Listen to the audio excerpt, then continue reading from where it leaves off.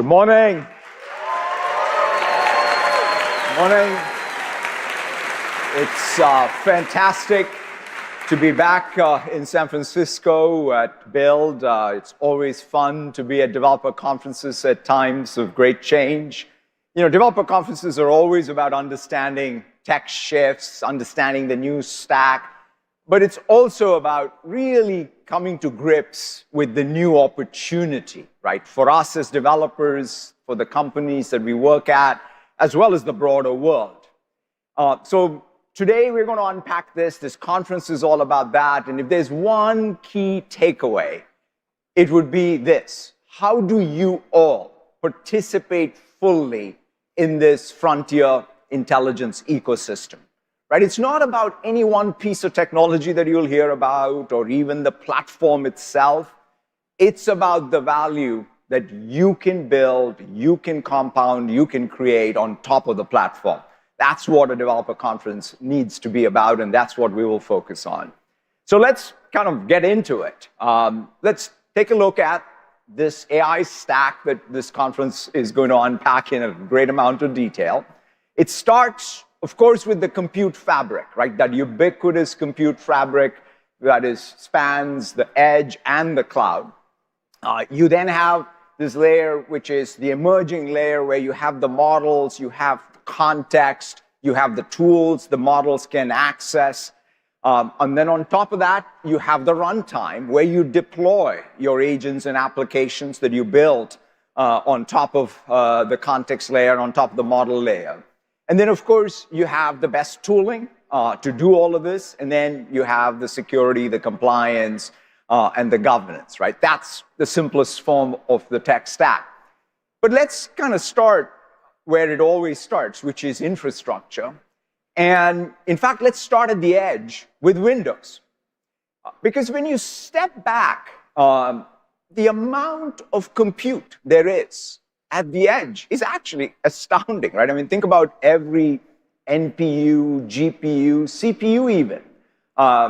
Every PC, if you sort of aggregate that, that's a lot of compute power. So we asked ourselves one simple question, right? If we can deliver unmetered intelligence to every desk and every home, right? It takes us all the way back to the very beginning, but that's what we said. Can we do that in this era of AI? And in fact, we're in some sense delivering that already today, right? When you look at something like, say, Outlook Summarize, it's actually using onboard AI locally. Same thing with PowerPoint Alt Text or Teams Super Resolution. It's just not Microsoft stuff. It's, for example, Adobe After Effects or Premiere are both using Windows ML across NPUs and GPUs for local processing. And so today, one of the things that I'm really excited about in order to tap into all this compute power is to expand the scope of Windows ML and Windows AI, right? So you now have the full install base of GPUs that you can get to. So I'm really thrilled that every developer out there can count on building for local onboard AI and then have it run across all of the install base. Now, we are also announcing two very cool new models that are all going to run on Windows in box. The first is a new SLM. It's sort of a more efficient model, Ion Instruct. And it's a great reasoning model. And then we have the planning model, Ion Plan, which is a local agentic loop. I mean, think about it, right? You now have a full local agentic loop. You can give it tools access and build a fully onboard agentic applications without having to round trip to the cloud. And of course, we said in order to really push the limits, realize this unmetered intelligence, there's also a lot of hardware that's evolving too. And so we're thrilled to see the innovation across the Windows ecosystem, right? It's AMD with their Ryzen processors. The Panther Lake stuff from Intel is just exciting to see. Qualcomm announced two sets of things which are great. One on the high end with Snapdragon X2 Elite. And then on the low end, even for sub 500 PCs with Snapdragon C. So it's great to see all of this. And of course, that brings us to Nvidia and RTX Spark. This is a next generation SoC for PCs. It brings together the CPU, the GPU, as well as the AI capabilities into a single SoC. And that's the exciting part. And it includes unified memory architecture and also the integrated DRTM, right? So you now have all of the systems innovation and the SoC coming together. And we're really thrilled that one of the first devices that we built was the Surface Ultra, right? It's a beautiful device, and it really brings the power of NVIDIA together with the design and the craftsmanship of Surface. It's 128 gigabytes of unified memory. It's beautiful 2,000 nit display, and it has an all-day battery life. And so we're very excited to see this later this fall. And it's also wonderful to see all the designs from all the OEM partners who are building, taking advantage of this new SoC and the new platform, and bringing out some pretty exciting machines that are going to be all available come this fall. And so, of course, we said, okay, this is fantastic. What can we do next? So we said, let's try and push this and push the architecture to its limit for developers, right? What if we could just max the compute, max the memory, build out that developer machine, that's the dream machine, and that's what we're announcing today. Surface RTX Spark, DevBox. Let's roll the video. I was pulled to you like water to the moon. You swell and I monsoon. Only when you want to. Skies are falling, but I loved you still. Now I wonder, did you really ever love me? Dying on me only when I'm good. Now that I'm gone, what do you think about me? Think about me. Think about me. What do you think about me? Everything's in bloom. All right.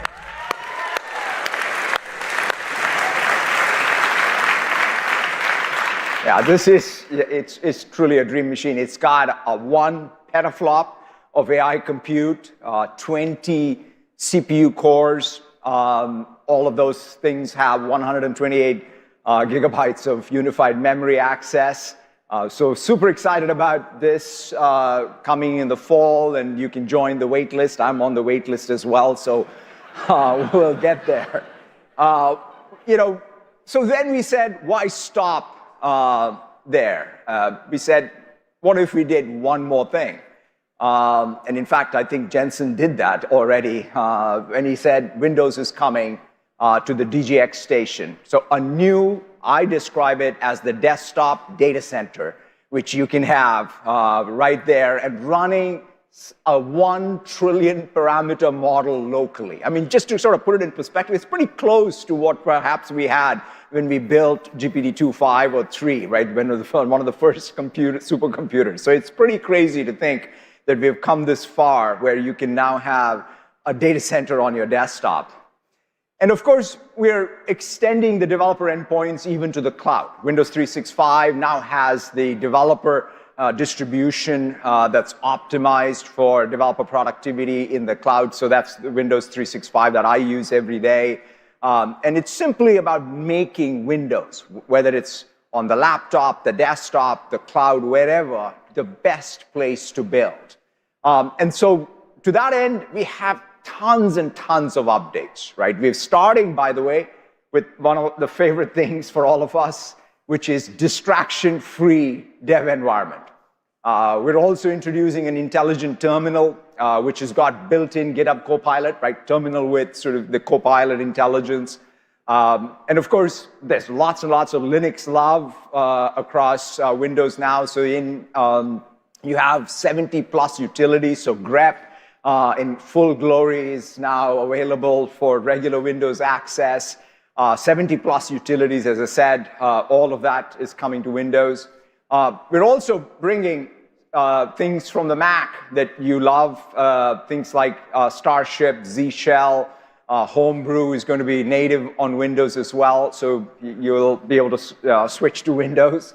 And today, we're announcing WSL containers. This is, I know, been a point of pain when you're managing all these environments, switching all the mental gymnastics of trying to keep this straight. So having first-class support for containers will really help us be in the flow when you are building and deploying locally.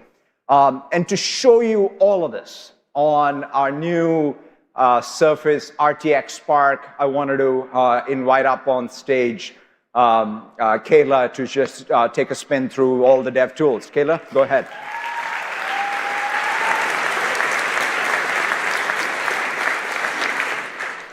Our team has been working hard to make Windows a great place for development. And today, I'm going to show you some major improvements and delighters you can try out today.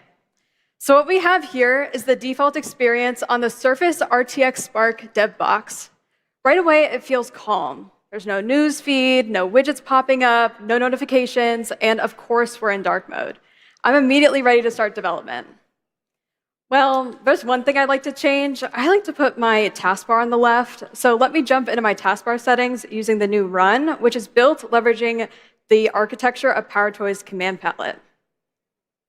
No. I want it all the way on the left. There we go.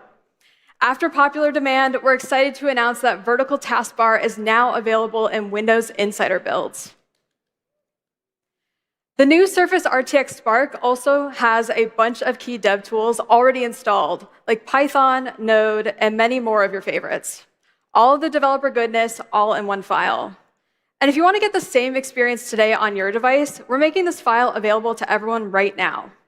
We have a public repo set up with the configuration file and instructions for how to apply it using winget configure, which will make the adjustments to Windows and install all the tools. Now, one cool thing that I have running here is PowerToys' new utility called Grab and Move, which lets you hold Alt and move the window around from anywhere.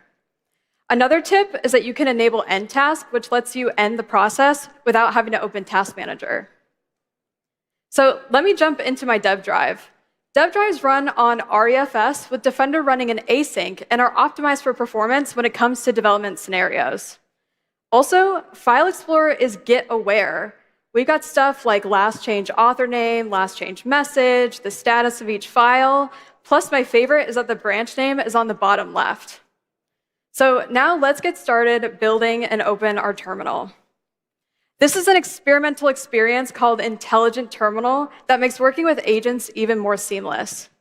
When you first install Intelligent Terminal, you're greeted with the option to pick your favorite agent. I'm going to use GitHub Copilot for today, but you can use whichever agent speaks to you. Now here in Intelligent Terminal, I have a regular terminal pane at the top and an agent that's listening on the bottom, and I can work between them while the agent helps along the way. So for example, here's an error being generated.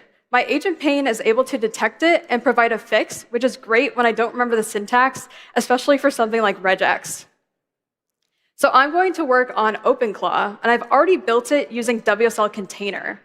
WSL Container is a native container experience on Windows, plus it can leverage the GPU, which is perfect for the Surface RTX Spark.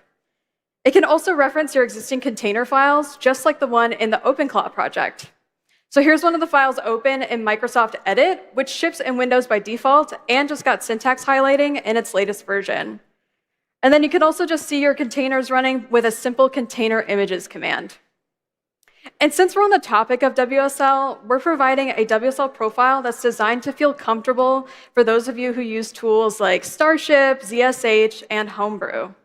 So it comes pre-configured with all of your favorite utilities, and it's available in the repo that I showed earlier. And it also includes one of my favorites, BTOP. So the Surface RTX Spark is designed for developer-heavy workloads, including serving large local models for coding. I've already done some development with a 120 billion parameter model that most machines can't even load. So here's a quick view of my usage, and we can see how many tokens I've used locally. So we're looking at about 3.4 million tokens leveraged on the device itself. Now, we can kick off multiple sub-agents using Fleet. And just so we don't have to watch me type, I'm going to use Copilot's voice feature, which is also leveraging its own local model. So I'll just hold spacebar and tell it what I want it to do. Find any console.writeline or debug.writeline calls in the Tray and Node projects and convert them to the standard logger used elsewhere in the codebase. Here we go. Now the main agent will delegate sub-agent tasks of appropriate complexity to the local model, utilizing my GPU and making it more cost-efficient. Now, as developers, while we're debugging, we're often looking through log files to diagnose any issues. Sometimes finding the location of the log files is a challenge. I'd love to be able to just type something like grep log and find them all. Ah, sweet. So on top of already adding curl, tar, and sudo to Windows, now we're adding over 75 command line utilities like env, head, tail, and touch for those of us who love to live in the terminal. So I found all my log files, but now having to parse them is the second challenge. Well, I've actually had Ion and Struct proactively performing analyses on my log files this whole time. Now I can quickly diagnose anything that's gone wrong in my development, plus I don't have to worry about token usage because it's all local.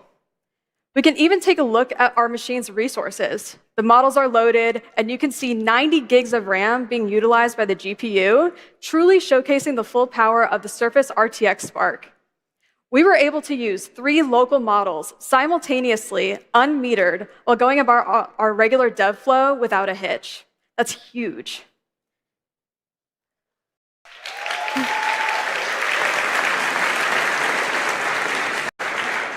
So I know you're going to love what the team's been working on. We hope it gives you a glimpse of what's possible on Windows today and where we're headed next.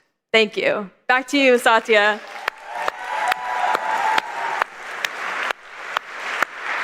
Yeah, that's really the beginning of this idea of unmetered intelligence, having those models and having the agents using the models work in parallel to what you may be doing along with the cloud as well. And that, I think, is what the platform enables as first class.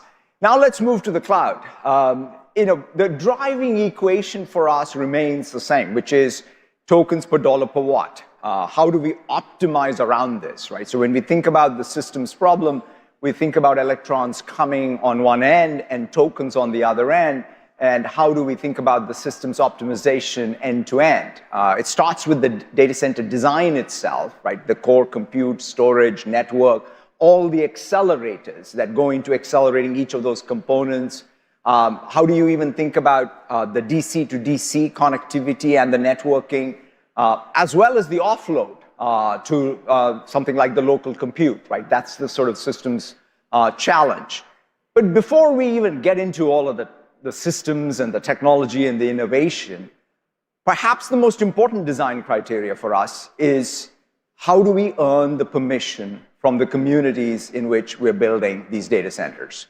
And that's where these principles ground us and focus us. How do we ensure that the DCs do not increase the electricity prices? Making sure that we are replenishing all our water use, creating jobs in the local communities for the local residents, adding to the tax base, making sure we're strengthening the communities by investing in local training, and the nonprofits in the area. Only when we live up to these principles, do the hard work around it, is when we earn the permission to go ahead and innovate and build. And we've been doing a lot of data center build out. Today, Azure spans more than 500 data centers in 80 regions. It's the most expansive, we have the most expansive hyperscaler footprint out there. And we've added more data center capacity in the last 18 months than the first decade of Azure, just to put that in perspective. But more importantly, what we are building is also very different. In fact, the first 15 years or so, we built out the commercial cloud infrastructure for a set of heterogeneous, workloads that spanned the enterprise. But now when you look at what we're building, right, when you think about all the gigawatts that were going to come online, really they have three dominant workloads. There is training, there is inference, and then there is the agent runtime, right? These are three dominant workloads. And in fact, when you look at Fairwater, it was sort of our first AI super factory. It spanned two regions, Georgia and Wisconsin. The entire system was designed from the ground up for AI, right? We worked, in fact, very closely with even Nvidia on this, and it's a two-story architecture that lets us essentially place racks, obviously in 3 dimensions, and pack the maximum number of GPUs densely with network access. That means you really got fantastic higher performance networking, lower latency, and more effective bandwidth across the entire cluster. And we're rethinking even the power delivery, right? So we started, okay, how do we deliver hundreds of kilowatts per row while minimizing all the loss, right? Which is the conversion loss that happens from the grid to the silicon. So we basically sort of even took a new approach to it. And all of this also changes with the cooling system, right? And water. So in fact, the cooling loop is filled once, and the data center can operate effectively with 0 water consumption. In fact, the daily water usage over the course of an entire year is roughly equivalent to what a single restaurant would use, right? I mean, that's...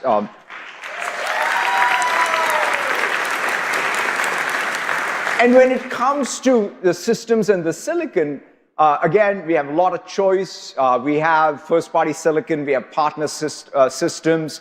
We were the very first cloud to bring up, in fact, Nvidia's Vera Rubin system for validation. Very exciting to see that. We're working closely with AMD. We worked with them on MI300. Now we're working with them on their next generation AMD GPUs. Maya 200 is continuing to scale. In fact, it's live in Iowa and Arizona. We'll deploy it internationally later this year. It delivers 30% improved tokens per dollar compared to sort of what's the leading GPU today. And we have validated it with 5.5, GPT-5.5, and we are going to use that to power Microsoft 365 Copilot. And so when it comes to running these agents, the interesting thing now is it's no longer just about having an AI accelerator or a GPU. The CPU is really critical. In fact, the ratios may be even coming to 1:1. And that's why we are innovating with Cobalt. We're announcing the preview of Cobalt 200 VMs, our next generation ARM-based CPU designed for both cloud-native and agent workloads today. So it's exciting to see Cobalt make progress as well.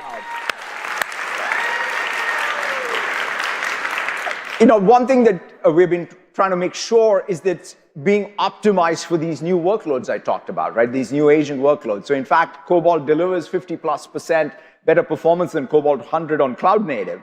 But we started benchmarking them using the GitHub Copilot traces, these agentic traces, to see, because the call patterns are so different. And we're now seeing 33% lower latency for the agent calls, 14% faster speed, 23% higher throughput. So this is about the co-design of both the AI accelerator and the CPU for the agent. And of course, when you talk about AI workloads, you need scale, you need reliability, and that's why the network becomes super critical. We have innovated with the MRC architecture and rebuilt how traffic across Azure moves to support AI workloads, which are fundamentally synchronous data parallel workloads, right? And so therefore they span tens and thousands of GPUs. And so you need to have them coherent. That's what the next frontier of, is for us to make sure we're able to keep scaling the network architecture. And of course, it's not about just inside the data center. It's also about connecting across the data centers. And every Fairwater data center, for example, is connected through our continent-spanning AI WAN, forming this truly fungible compute fabric. And all this innovation is exciting, but when you think about innovation, designing for AI, and I would say deep understanding of systems, there's no better company than Nvidia and there's no better person than Jensen to talk about it. So I wanted to invite live from Taipei, Jensen Huang, CEO and founder of Nvidia.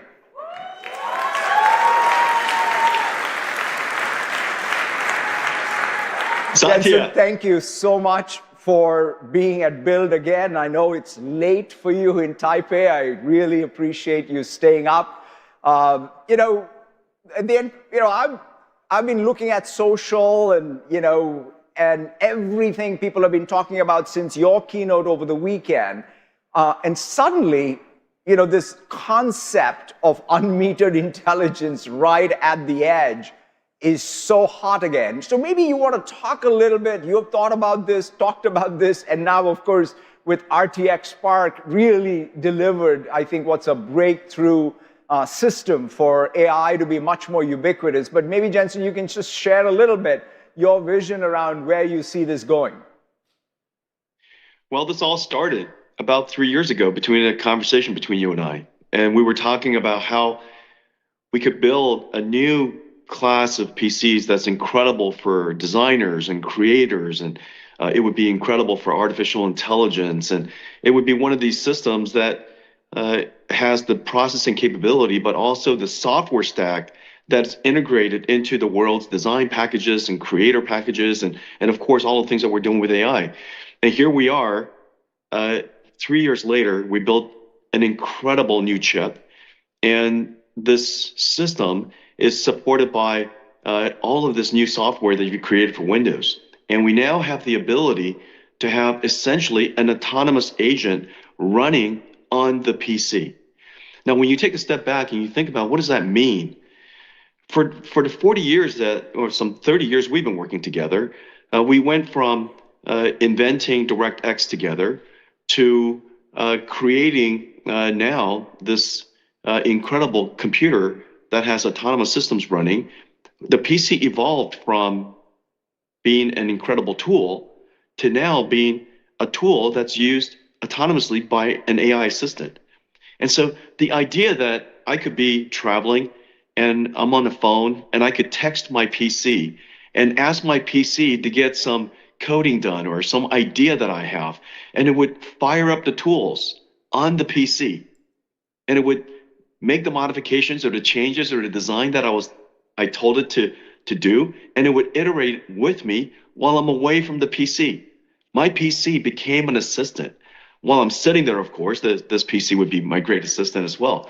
And so this idea that the PC evolved from a personal computer to a personal AI, it's just really exciting. And to see it come to life, Satya, to see it come to life and actually doing that, you know, so I'm super excited about it. Spark, you mentioned earlier, has all this incredible capabilities, a petaflop of AI performance. It has a petaflops of NVFP4, this numerical format that our two companies worked on together that allows us to take advantage of this 128 gigabytes of memory and fit maybe a couple of 100 billion parameter model. A couple of 100 billion parameter model is state of the art. And so I think the days of having a really smart assistant running autonomously on the PC is here. Yeah, no, it's so awesome. And in fact, I'm also excited about Windows coming to the GB300. And so that's another thing that it's kind of like data center right on your desktop. And it's so exciting.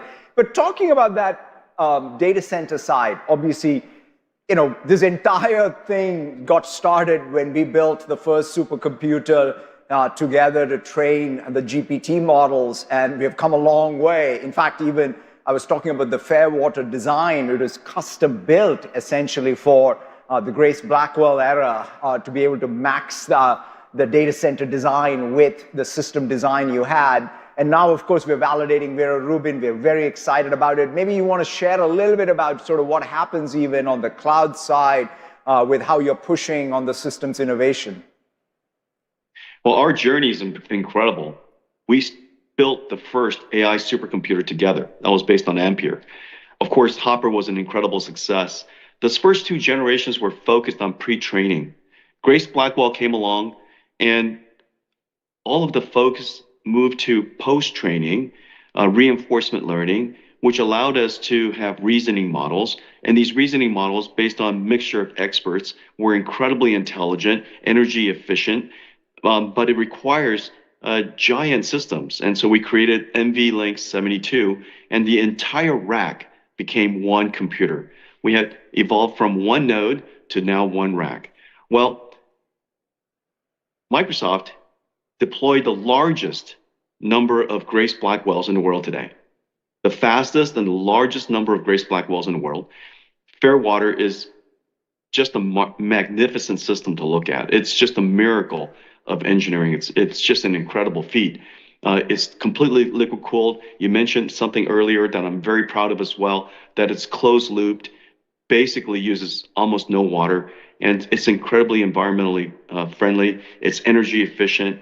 We're able to increase the token generation rate and reduce the cost of token generation by an order of magnitude, some 30 times over Hopper. So that was a huge achievement.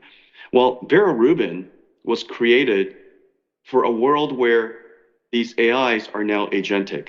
And so whereas Hopper was created for pre-training, Grace Blackwell for training, post-training, and also inference, Vera Rubin is designed to run agents. It's agents, as you know, this computing pattern is exactly the same computing pattern we're going to run on the RTX Spark. It's exactly the same agentic system, except, of course, it's going to be much, much larger. We're going to process enormous number of them simultaneously. Many of them are going to be from different customers and different partners. And so the entire path, the entire coding path from storage, which is the long-term memory, the working memory, is encrypted. The data is encrypted in transit. The data is also encrypted in use. And so we're going to really innovate in the area of confidential computing. And so this entire disaggregated, distributed computing system, you mentioned CPUs. Vera is a revolutionary CPU designed for agents. You know, the past CPUs were designed for humans. And, you know, we're just more patient than agents are. And agents want low latency, just as you've been working on as well. Vera was designed for extremely low latency. And so Vera Rubin is just completely revolutionary. I can't wait to show it to everybody. You've already stood it up. Yep. Our two teams have been working very closely. And, you know, almost long before the chips taped out, long before the systems were brought up, our two teams were already completely aligned. And so the data centers were created for Vera Rubin. The Vera Rubin is designed and integrated into your complete stack, into your networking, into your security. And so the moment that our systems were rolling off the lines, they were being stood up at Microsoft. So I'm incredibly excited about the collaboration. Yeah, I know this speed of light execution between the teams is fantastic to see. And of course, all this is to power the ecosystem around us, right? I mean, you and I, having grown up with the PC, the server, and now with AI, have always thought about, ultimately, it's about creating the opportunity for every developer, every organization to build on the work that we do and the platforms we create. And speaking of that, there's a lot of software that Nvidia builds that's also coming. For example, we're going to have your models in Foundry, your tooling in Foundry. We're going to have, in fact, your software even help us with accelerating our workloads when it comes to even the data warehouse. We're going to obviously have stuff in Windows. Just talk a little bit about that broader vision of what does it mean for us, an opportunity, right? Because everybody talks about this one model or one piece of tech, but it's about the broadest, biggest opportunity for people to create value. Maybe you want to share a little bit about that. Well, we've been preparing for this moment. You know, what happened in the last several months, we've been working for a decade and a half together, getting ready for really what happened in the last several months. All of a sudden, because of agentic systems, the convergence of these really great models, AI is now useful. If you just look at GitHub, the commits into GitHub is gone completely parabolic. In the last several months, the number of commits increased by a factor of 3. It's clear that agentic systems are useful, that it's doing productive work, and also tokens are now profitable as a result. And so the amount of demand for compute between the usage of the AI and the computation that's necessary for agents, the compute demand has really gone through the roof. Well, one of the things that we've been doing together is making sure that all of the tools that the agents are going to use are fully accelerated. Fabric, for example, is now fully accelerated. We're accelerating data processing, SQL, Spark, semantic-based, vector-based, graph-based. We're going to make sure that all of the tools that are available on Azure are going to be fully GPU accelerated because the agents are going to be impatient. The faster we can get the answers back to the agents, the faster they can iterate, the faster it can generate tokens, which are ultimately what the developers, both of our customers, would like to do, is generate a lot of tokens that are really profitable, that are highly intelligent. Thank you so much, Jensen, for the partnership and the leadership and the innovation that you bring to this entire ecosystem, and really thrilled to be working closely with you and the team and bring all this to the developers here and beyond, and look forward to seeing what the next sort of few months and the next year bring in terms of the innovation that gets built on top of the platform. So thank you again for joining this late in the night from Taipei. Thank you so much, Satya, for your partnership and friendship. Thank you. Thank you.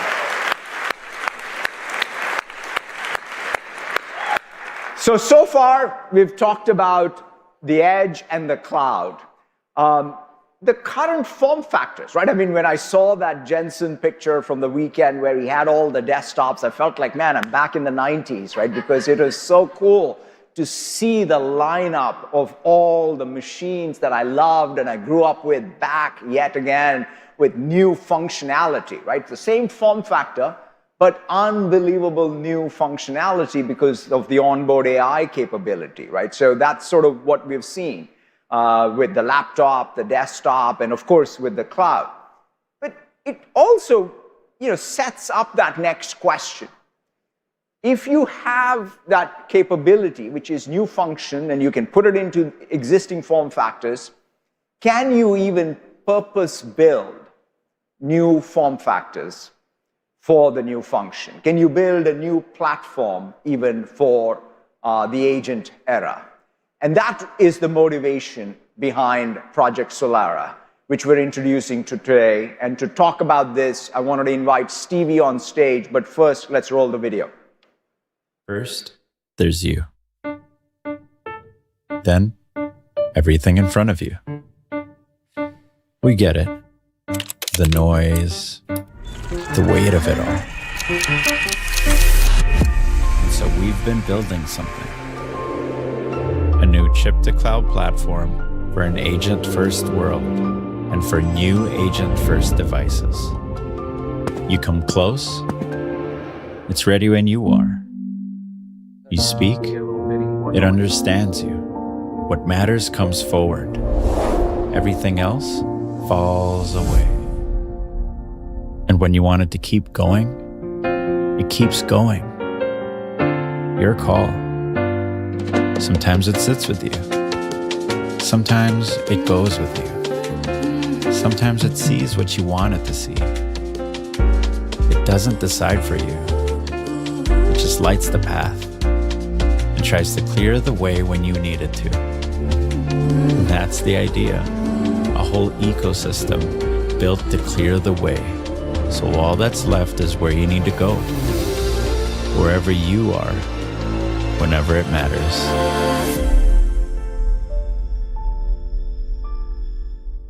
I am so excited to be here. It really is great to be back on this stage. Now, before I talk about those awesome new devices you just saw, let me start with the why.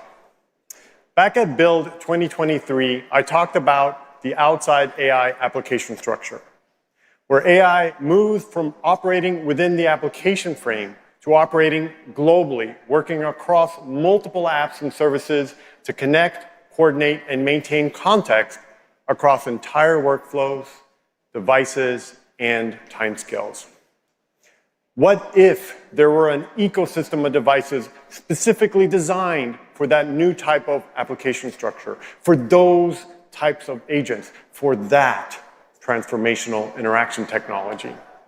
That is the impetus behind Project Solara. But with so many possible forms, which one do you pick? What is the next device. You see, the big aha for us is that it's not about choosing one specific form factor. It is about creating a system that extends your agent across a constellation of devices. The next computer is not one device. It is all these devices working together as one system, with agents showing up closer to where and when you need them. To realize this vision, two challenges immediately show up. First, many specialized form factors already exist, but often rely on custom one-off apps and fragmented stacks that are difficult and expensive to build, deploy, and maintain. And second, across every industry, people and organizations are already building their own agents, deeply specialized and instrumented for their work. But the impact of those agents is constrained by how and where they can exist.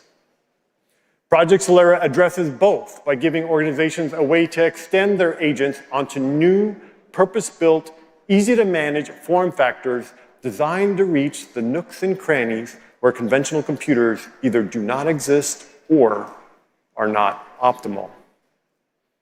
It's a turnkey solution for building unique agent-first devices enabled by three pillars.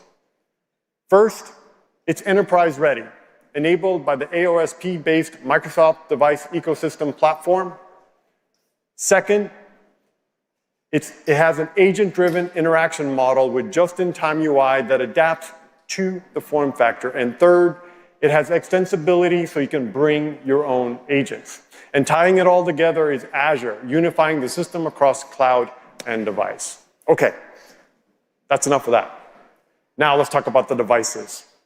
Today we're previewing two very broad categories. The first is stationary and the second is portable. The first device is designed for your desk and it's built on MediaTek silicon.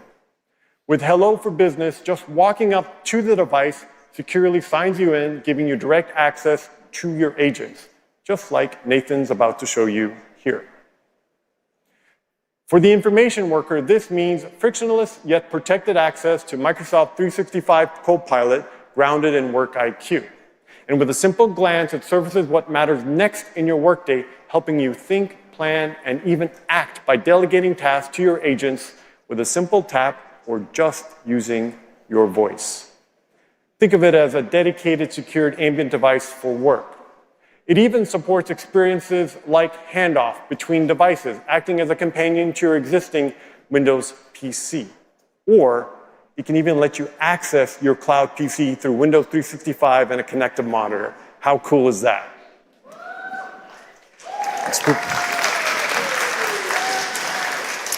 Now, the second device is portable. It's reimagining a wearable that millions of people use every day, the Access Badge. Built using Qualcomm silicon for wearable, this digital badge is a lightweight form factor designed for agent interactions on the go. And then it's adaptable across a variety of verticals and workflows. All right, I have here an early prototype of the badge. And so, thanks. And using my fingerprint, I tap to unlock the device, and I have access now to all my agents in a secured manner. And would you look at that, I already have a task. And it says, gather content for your social media post for today. So why not just do it right now, right? So I'm gonna hit record, and then now the device's camera is recording. I'm gonna pan across. I hope you don't mind, I'm gonna take your shots. Yes, thank you. Copilot, find some good shots from this, clean them up, and then send them to me so for me and my team to review. All right. And then there you have it. Now my agent's off, running through multiple tasks to actually clean this up and send them to me and the team. That's pretty cool. Thanks. Okay, I know it's a simple demo, but it's all agent-driven, and there are so many verticals, so many opportunities. I mean, for example, imagine in healthcare, from the moment you pick up the device, the right agent shapes the experience around the role and the workflow, helping with check-ins, patient records, and critical insights, all through enterprise-grade secure access. And with the built-in microphones, the nurse can start a hands-free voice-based documentation, including diarization and annotation. And the side-facing camera can be used to verify and document patient vitals or even scan in medications and help verify workflows. You know, these are just a few examples of how this small, purpose-built wearable can bring intelligence directly into the flow of patient care, helping nurses access and gather and even act on information while staying present with the patient. And while both the stationary and portable concept devices represent a specific expression of agent-first devices, their core reference hardware and software are designed to be highly flexible. I mean, just with a few changes, loading a different agent, adjusting the shape, the screen size, the sensors, or even input methods, the same foundation, the same software can be adapted for many verticals and workflows, such as retail, industrial, hospitality, financial service, legal, and so forth. I mean, that is the power of the platform, that flexibility. So whatever your scenario, there are thousands of untapped opportunities to bring agent workflows into places where computing has not naturally fit before. And while this is an early look, we're really excited that AccuWeather, Best Buy, CVS Health, Levi's, Target, and others are working towards exploring how specialized agents and devices can improve their workflows. This is the broader opportunity for the ecosystem.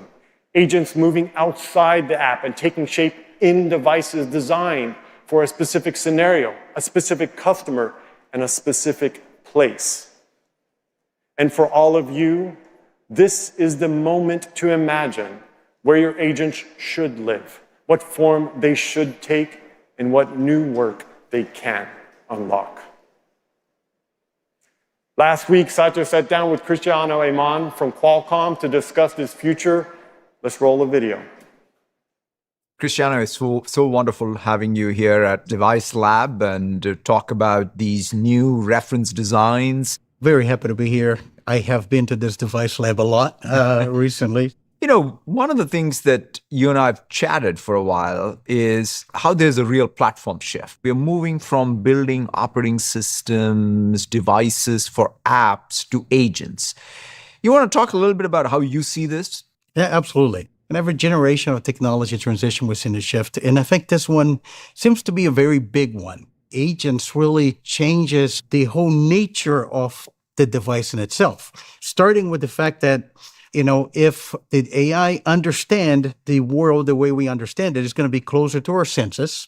It's going to be closer to our eyes, to our mouth, to our ears. It's going to be things that we wear. And it's changing the nature of the computing. I think you need a computing that is now geared towards real-time context and from silicon to cloud. I mean, this is sort of one of the reference designs we have, which I love. There's stuff happening at the edge here on this device. There's things on the cloud. You want to talk a little bit about the core systems and silicon implications for such a new ecosystem? You need a very power-efficient CPU. The whole silicon is designed for you to have a cloud-native experience. And then you have a lot of sensors. Right. A lot of sensors for context. It's a much more personalized and bespoke experience than an app in itself. And I think that's changing the nature of devices. And even the definition of a wearable platform is changing in itself. And you started to see those incredible new form factors. That computing platform, one of the things that you and I have talked a lot about is how do you build it such that there is an open ecosystem, right? Because it's not about one agent.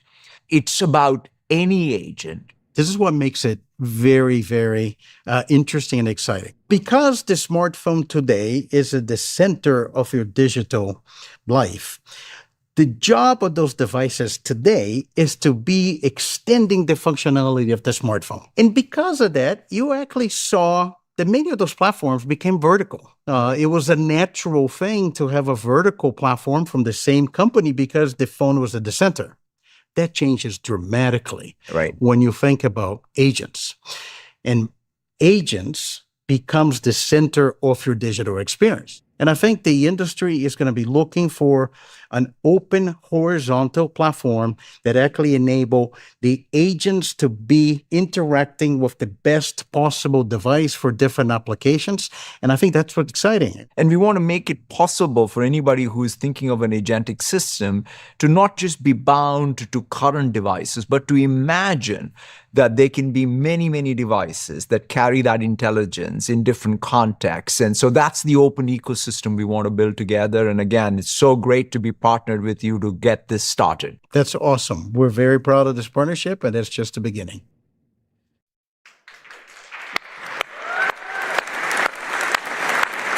Thank you very much, Stevie and Cristiano. We are very excited about Project Solara. It's sort of a new platform, but perhaps more importantly, it's a set of new platform rules that don't, in some sense, hem in what you can imagine, the type of form factors, where your agents live. I think always whenever these new platforms have come, you get to rewrite even the rules of how new platforms operate. And that's what we are trying to get done with Project Solara, so that you as developers and enterprises have the flexibility to imagine the form factors that you want and have your agents be ubiquitous. Now let's go up the stack to the next layer. We are building a new intelligence layer, bringing together the models, context, as well as the tools. It, of course, starts with model choice. Every customer, every developer is going to choose the right model for the right task and their eval mix, latency budget, even COGS budgets. And Foundry today has over 11,000 models. It's the largest model catalog out there, from OpenAI to Anthropic, and of course, even MAI models. And just last week, we brought the OpenAI real-time voice models along with Claude Opus 4.8 to Foundry. So we're continuing to bring all these frontier models. The consideration, though, about the models is becoming now increasingly key. In fact, from the last developer conference to now, when you're building any agentic system, having this context really shaped right is becoming super important. And in fact, it starts right at the data tier, right? The data estate to date has been built for applications that supported these user-facing applications, right? Now you have to change and build them for agents, which again, have very different call patterns even to the data tier. Agents are continuously storing, retrieving, reasoning, acting, and learning. Right? That's sort of what's happening in a continuous loop. And you see that today. Agents are using things like Cosmos DB for their memory. In fact, ChatGPT does. Azure Search is used for retrieval of indices and embeddings. Fabric IQ for the semantic models and the ontologies. It's kind of the business logic tier effectively for agents. And also, you have Fabric real-time intelligence for all the observability traces. Which now brings me to a very exciting new service, Horizon DB, which is our fully managed PostgreSQL service on Azure. Really thrilled to have this. I mean, one of the things we wanted to make sure is we built ground up a Postgres managed service, which was for high availability scale out. It's zone redundant with automated failover. 128 terabytes of storage per cluster, 15 read replicas. I mean, the read-heavy workloads you can scale with this managed service. And in our internal testing, we're seeing something like, Horizon is delivering 3x throughput compared to any self-managed PostgreSQL setup. So it's super critical when you think about the scale you need. The other data workload we're also changing pretty dramatically is the data warehouse. In a world where agents are constantly querying data, the data warehouse effectively becomes a pretty mission critical, right? I mean, it's one thing to have it be mission critical for users, but when agents need the analysis done on the fly, bringing GPU acceleration to Fabric is super key, and we are seeing 7x performance gain. So it's really thrilling to see that AI acceleration. So if you sort of have the data tier, the layer above this is the IQ layer that we are building that brings together essentially the model capabilities along with the data, right? So you kind of mix the data and the model capability so that you can deliver that right context to unlock intelligence, right? That's where, in fact, if you want, when people talk about token efficiency, this is perhaps the most important consideration, right? If you structure the context right and feed the models, then you will, by definition, going to be so much more token efficient. The first domain is the web. Web grounding is so important. You need that fresh, high quality and fast web data. And that's why we are really, really excited to announce today WebIQ. And WebIQ is built on our global infrastructure that's already serving over 1 billion users, but fundamentally re-architected for the LLM and the agentic workflow. It's model agnostic, it's MCP native, plugs right into any agent runtime. It has web, it has news, images, video, so agents can ground responses in fresh, verifiable content. And WebIQ leads across all of the 3 key criteria, right? It's best in class in quality, it's best in class in speed, as well as in cost. So we're very, very thrilled about WebIQ being in the developers' hands as you build out agentic systems. Of course, we're not stopping there. Beyond the web, every developer wants to be able to ground their agents on what's the most valuable data across the enterprise. And so we are bringing together Foundry, Fabric, and Microsoft 365 as this unified IQ layer, right? It's a continuously updated understanding of your organization to show you all of this rich IQ in action, building real-life agents. Here is Elijah. Elijah, take it away. Agents are only as good as the context we give them. Microsoft IQ unifies enterprise intelligence for every organization. I'm here at a power utilities control center, and we'll start by running a long-running agent. This agent is going to help us assess the current grid operations incident and produce a brief for us so we can respond accordingly. Now, I'm going to go ahead and kick that off, and while that runs, let me show you how we got here with context from Microsoft IQ. We built our agent in Microsoft Foundry. It's connected to various tools, and it's also wired to a Foundry IQ knowledge base, a single grounded source that packages our documents, operational data, and people into context the agent can reason over. After building the agent in Foundry, we published it to Microsoft 365 for the whole team. Let's go see it in action. Now, here in M365, I will start with a question about current events that an ungrounded LLM wouldn't be able to answer. I'm going to ask about current electricity prices in SF. For this, our agent pulls in the first IQ in our toolbox, WebIQ, search built for the AI era. WebIQ delivers industry-leading quality, velocity, and efficiency. WebIQ constantly indexes fresh official sources from across the web, and additionally, WebIQ does a great job with semantic documents. And here we can see WebIQ gave us our answer grounded in reality. Now, not only can we deploy our agent here in M365, but we can also embed it in our custom apps. Let's head back to the control center. Let's see how we handled a previous incident. So after using WebIQ to gather external info, we asked for details about our potentially at-risk substations.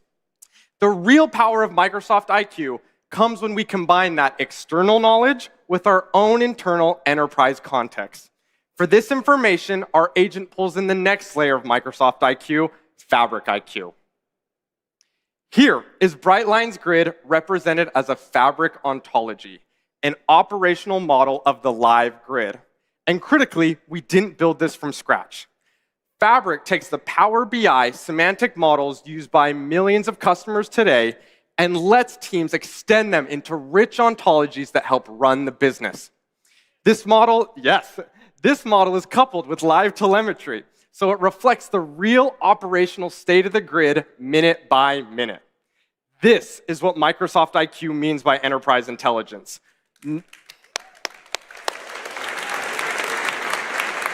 Not data scattered across disparate systems, but a single living model of the business that an agent can reason over. Now, turning back to our agent, we can see that it gave us a table of our most exposed substations. That's the agent querying the ontology you just saw. Now, the agent has access to both the outside world and our grid.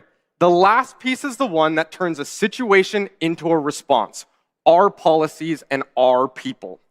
By asking, what are the steps to respond to a substation trip, we activate the final layer of Microsoft IQ, Work IQ.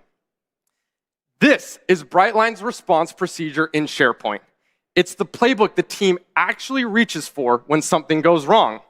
And the important thing is, the agent isn't working from a stale upload or copied snapshot. It's answering from the same source the team maintains day to day. When the procedure changes, the answer changes with it. No re-uploads, no prompt rebuilds, and no stale versions. And critically, this is your knowledge. The assets you create stay with you, no matter what model or agent is reasoning over them. Now, if we return to our agent, we can see the proper way to respond to this issue. Not a generic recommendation, but our playbook applied to this incident. Now, we just saw one situation, 3 questions, and 1 connected answer. Now let's go check back in on our long-running agent. And, let's just check the backup really quick. Moment of truth. And, boom. Our task finished. Here we can see every step the agent took. First, beginning with Web IQ, connecting it to the outside world. Second, Fabric IQ through Foundry, anchoring it in the real state of our operations. And third, Work IQ, grounding it in our people and procedures. I triggered this manually, but with Foundry routines, this can run on a schedule, turning a one-off response into continuous proactive execution. And if we look closely, we can see it even use the power of Work IQ to alert me directly about the incident. And if we go ahead and check Teams, it sent me an incident brief notifying me of the situation.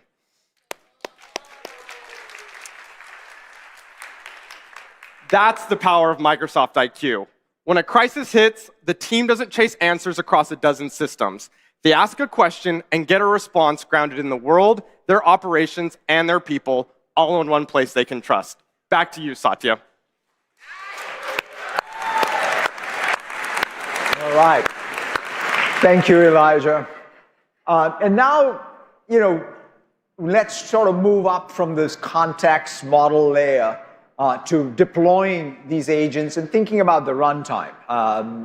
When you're building a first-class agentic system, you need a first-class agent runtime and a platform that we are going to ship both with Windows as well as part of Foundry in Azure. We want Windows to be a fantastic place to run and scale agents. And agents effectively are a new execution environment, right? It's a new paradigm even. They reason continuously. They generate and run code dynamically. They take actions across files and devices, as well as across the network. Obviously, there's a lot of power in it, right? The fact that it can generate code and act on it on a long-running agent that's autonomous. But obviously, it creates new risk. And that's why today we're introducing Microsoft Execution Containers, or MXC. MXC is a new policy layer that lets Windows apply isolation and containment using AI native, or rather, OS native primitives, right? You need to bake this into the operating system so that the containment is enforced by policy.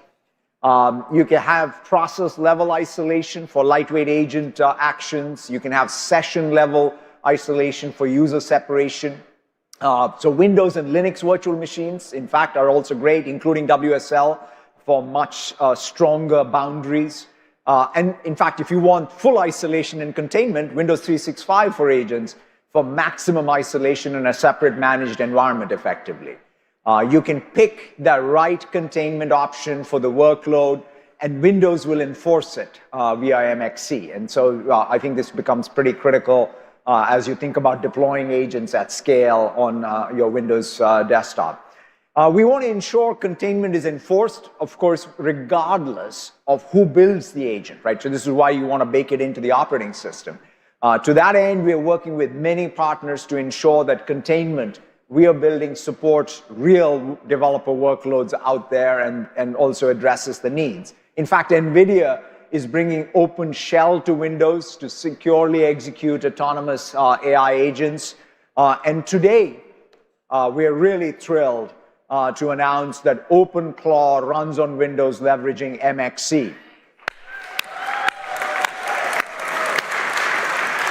Yeah, we are very deeply engaged with the team to make OpenClaw run super well on Windows. And so let me hand it over to my colleagues, Scott and Samantha, to show you OpenClaw on Windows. Scott, Samantha.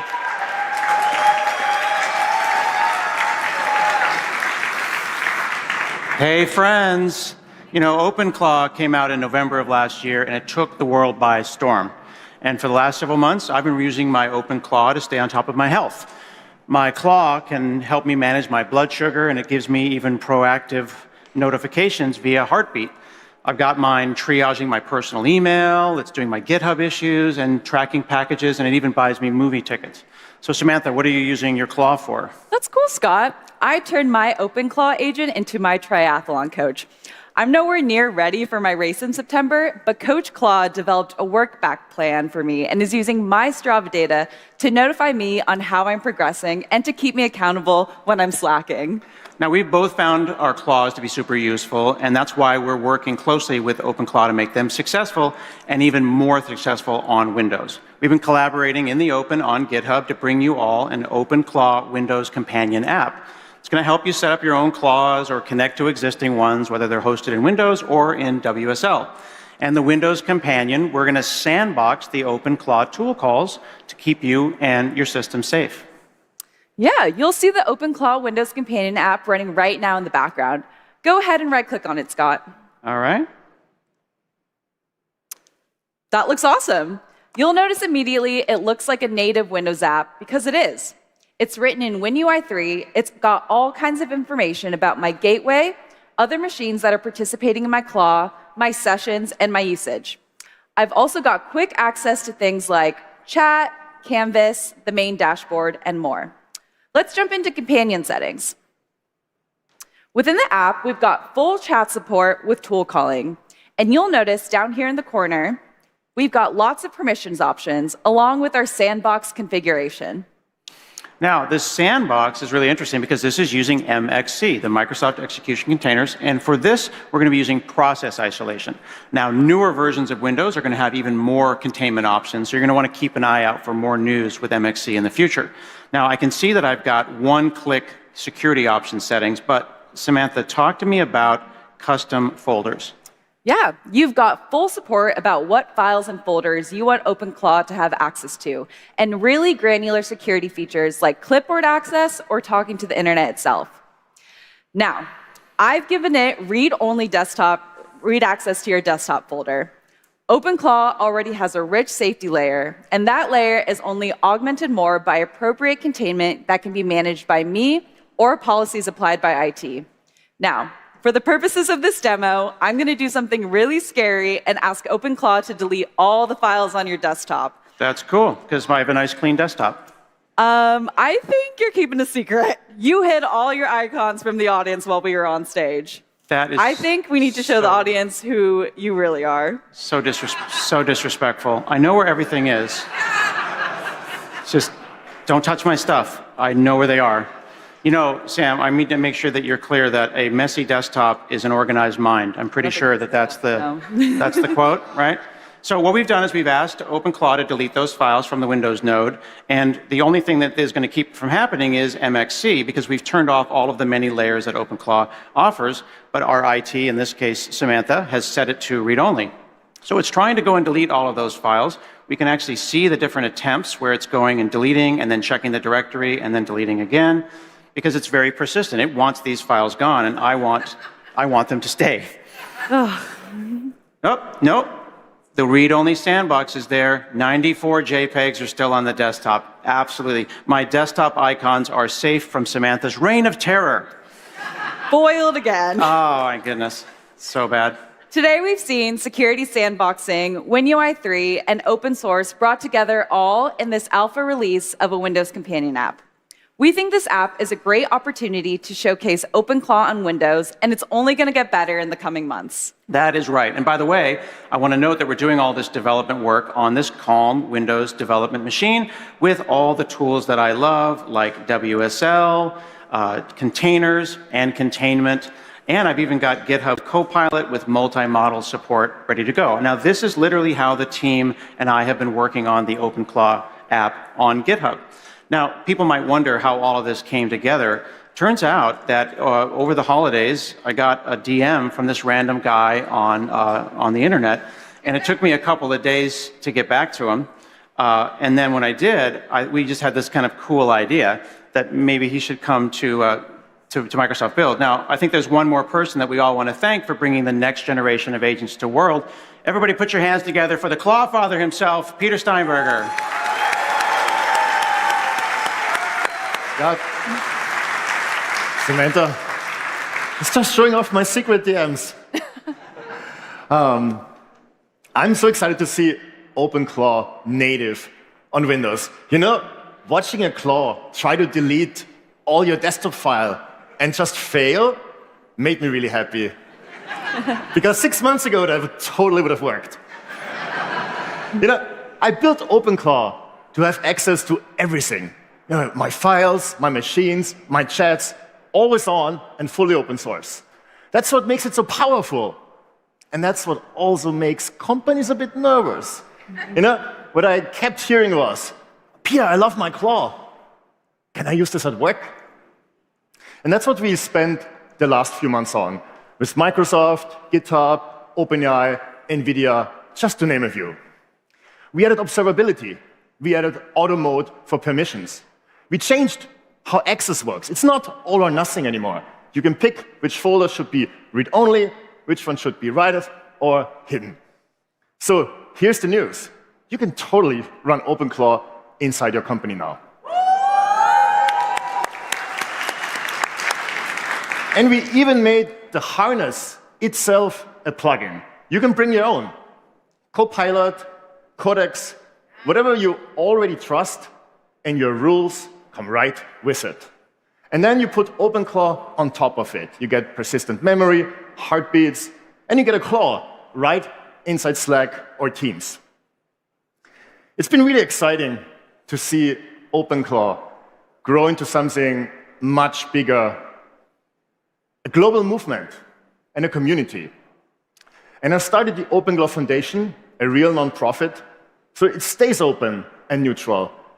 Any model, any operating system. Because we are entering a new era of building with agents.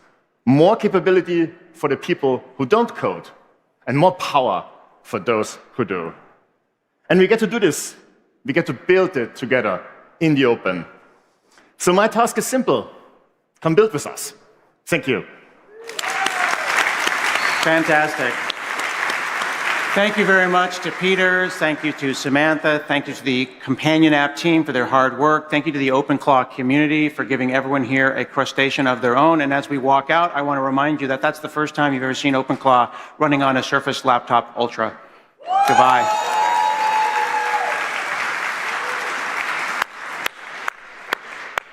All right, thank you so much, Samantha, Scott, and Peter. It's so wonderful to see OpenClaw come to Windows and have all of that capability in terms of the security and that comfort to be able to have these long-running agents and unmetered intelligence come together.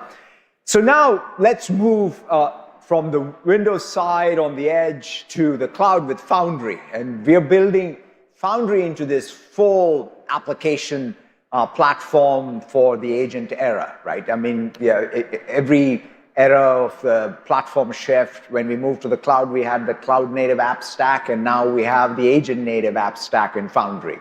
We're particularly excited about the Foundry hosted agent as a runtime for long-running agents.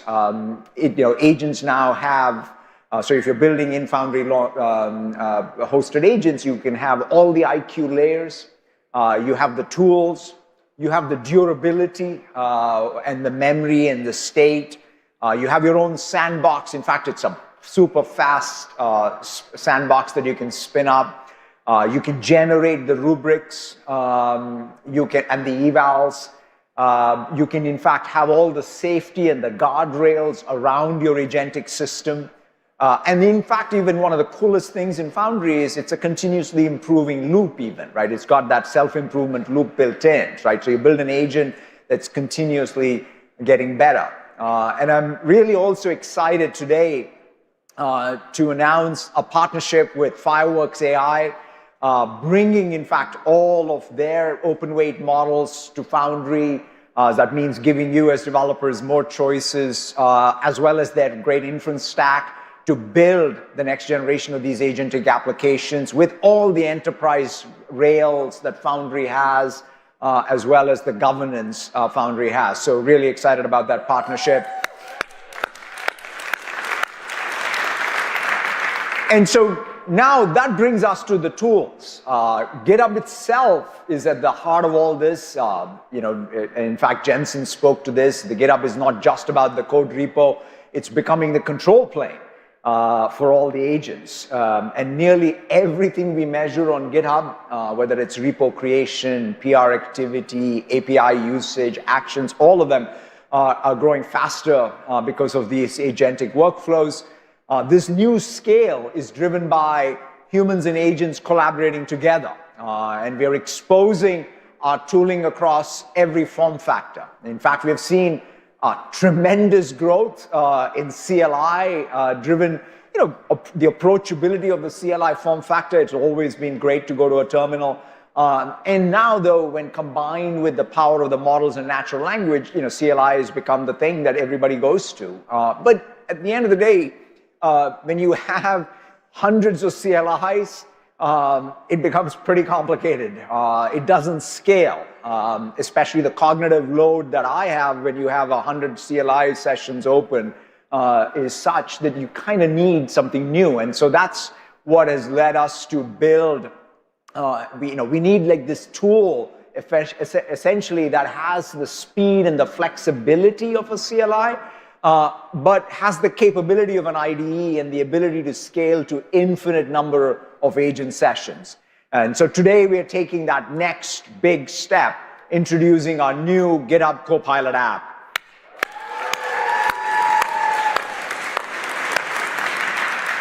And we realize that it's not sufficient, right? Because you still have a backend to deal with, right? Code is easy to generate, but what about the backend? So you need to contend with identities, storage, database schemas, and that's why we're really super excited about Rayfin. Rayfin is an agent-first SDK that connects your agents to a backend as a service, and we're bringing this to everywhere you build. That's why I'm, again, super excited about Rayfin and the partnership with Replit. You can now build apps in Replit while you can build the app in Replit while the app and data are deployed into the enterprise managed Fabric tenant thanks to the Rayfin SDK. And so this Rayfin SDK is available now for anyone else to be able to use with their tools as a backend and essentially have this backend service. And now to show you all of the Foundry and Rayfin and building agents and the long-running agents, let me invite up on stage Cassidy. Cassidy, take it away. Hello, everyone. I'm so excited to be amongst my fellow devs today. This has been a long day. Fix your shoulders, sit back, you're ready. I see a lot of you sitting up. Great, great. I know you're drinking from the fire hose of information today, so I want you to go into the next few minutes thinking, what can I try out on my laptop later today? So as Satya said, we're going to show you Rayfin, but first, I can't wait to show you the new GitHub Copilot app. This app is your home base for development and operations on your computer, and we think you're going to love it. So let me show you around. When you open up the app from the start, you see this home screen here, where you can kick off a new agentic coding session. But also, before I get into the serious stuff, you can drag Mona around, and there's a game. Look, it's so fun. Okay, I'm not very good at it, so let's just get back to, you can kick off a new agentic coding session. So I started off one a little bit earlier here, and it gave me a review of a bunch of release blockers. Which one should I fix? Call it out. 8, 3, the critical ones. You know what? How about we just do all of them? Let's go. This app will now kick off a separate session for every single issue here. I don't have to worry about stashing or coding complex or anything, because the app takes care of that with Git work trees. Git work trees are isolated environments for each session that you run, so your agents can work in parallel without stepping on each other. But you still have to merge them, right? So Copilot has your back there too. If I head over, not to this one, but to this issue here, I can run agent merge. And when I enable agent merge, Copilot will continuously babysit this PR through CI checks, code review, and merge conflicts. Okay, let me keep showing you around while those are still running. Now, if I head over to my work, I can see a focused view of all of my activity and just projects loaded in the app, issues and PRs, everything here. And then under automations, I have a bunch of reusable sessions and workflows that can run locally or on the cloud. You see there's issue poetry there. That is real, and that is load-bearing. Okay, and now under sessions, like I briefly showed earlier, these are sessions. If I want to add a new repository, I can click that button here, and it can pull from a local repo or from a GitHub repository. And then if I were to just add one, I can add a session in PocketCal. This is an open source repo. I can start a session anywhere, and it just loads it. I don't have to clone. I don't have to pull. It just works. Now, when I look at a session within this repository, let me look at this other one over here. I get an integrated browser. There's a terminal. I can see the chat. It's all loading. I can even toggle light mode and dark mode in here. And there's also this great button, Pick and Polish, where if I click that, I can pick and polish anything in this app, and it adds it to the chat. And I can say, hey, I want you to add reordering to this list. And it'll just work, all living in there. I have access to all the most popular models via my single GitHub Copilot subscription, including those from OpenAI, Anthropic, and Google. You can see all of them in our model picker. And having model choice is great. Not only can you pick the right model for the task, but for bigger features, Copilot can request a rubber duck review. So in this session here, for example, I was using GPT 5.5, but if I scroll up, it actually requested one from Claude Opus 4.8. All models have blind spots, and the power of the Copilot multi-model approach means that I can catch them earlier. And this is all very cool, but working with AI in 2026 should be more than just chat. You just saw me scrolling that. There's so many words here. So today, I'm very excited to show you the concept of a canvas. I'm going to open one right there. The canvas is how an agent can build a custom UI to communicate with you. What if your AI could see? Everyone say, demo gods, bless us. Okay, let's see if it works.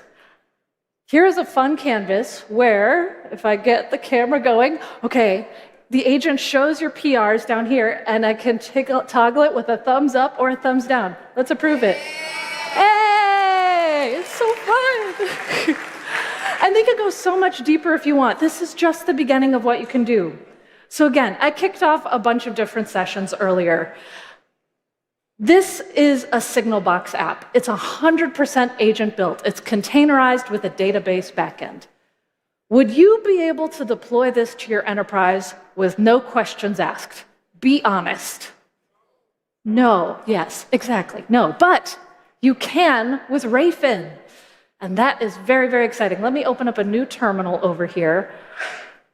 All I have to do is type Rayfin up. And then, demo gods bless us, come on. It will maybe deploy. Blammo, it's happening, yes! And all hosted on Microsoft Fabric. Okay, I know that's a lot, With Rayfin, your agents get a complete enterprise backend, so you can deploy with confidence in the way that's best for you. But this is the key thing to remember. This app is not just another session manager. Yes, it is. It manages a lot of sessions, but session managers just make it easy to create work. But GitHub Copilot helps you to finish it. Thank you so much. Happy Pride. Back to you, Satya.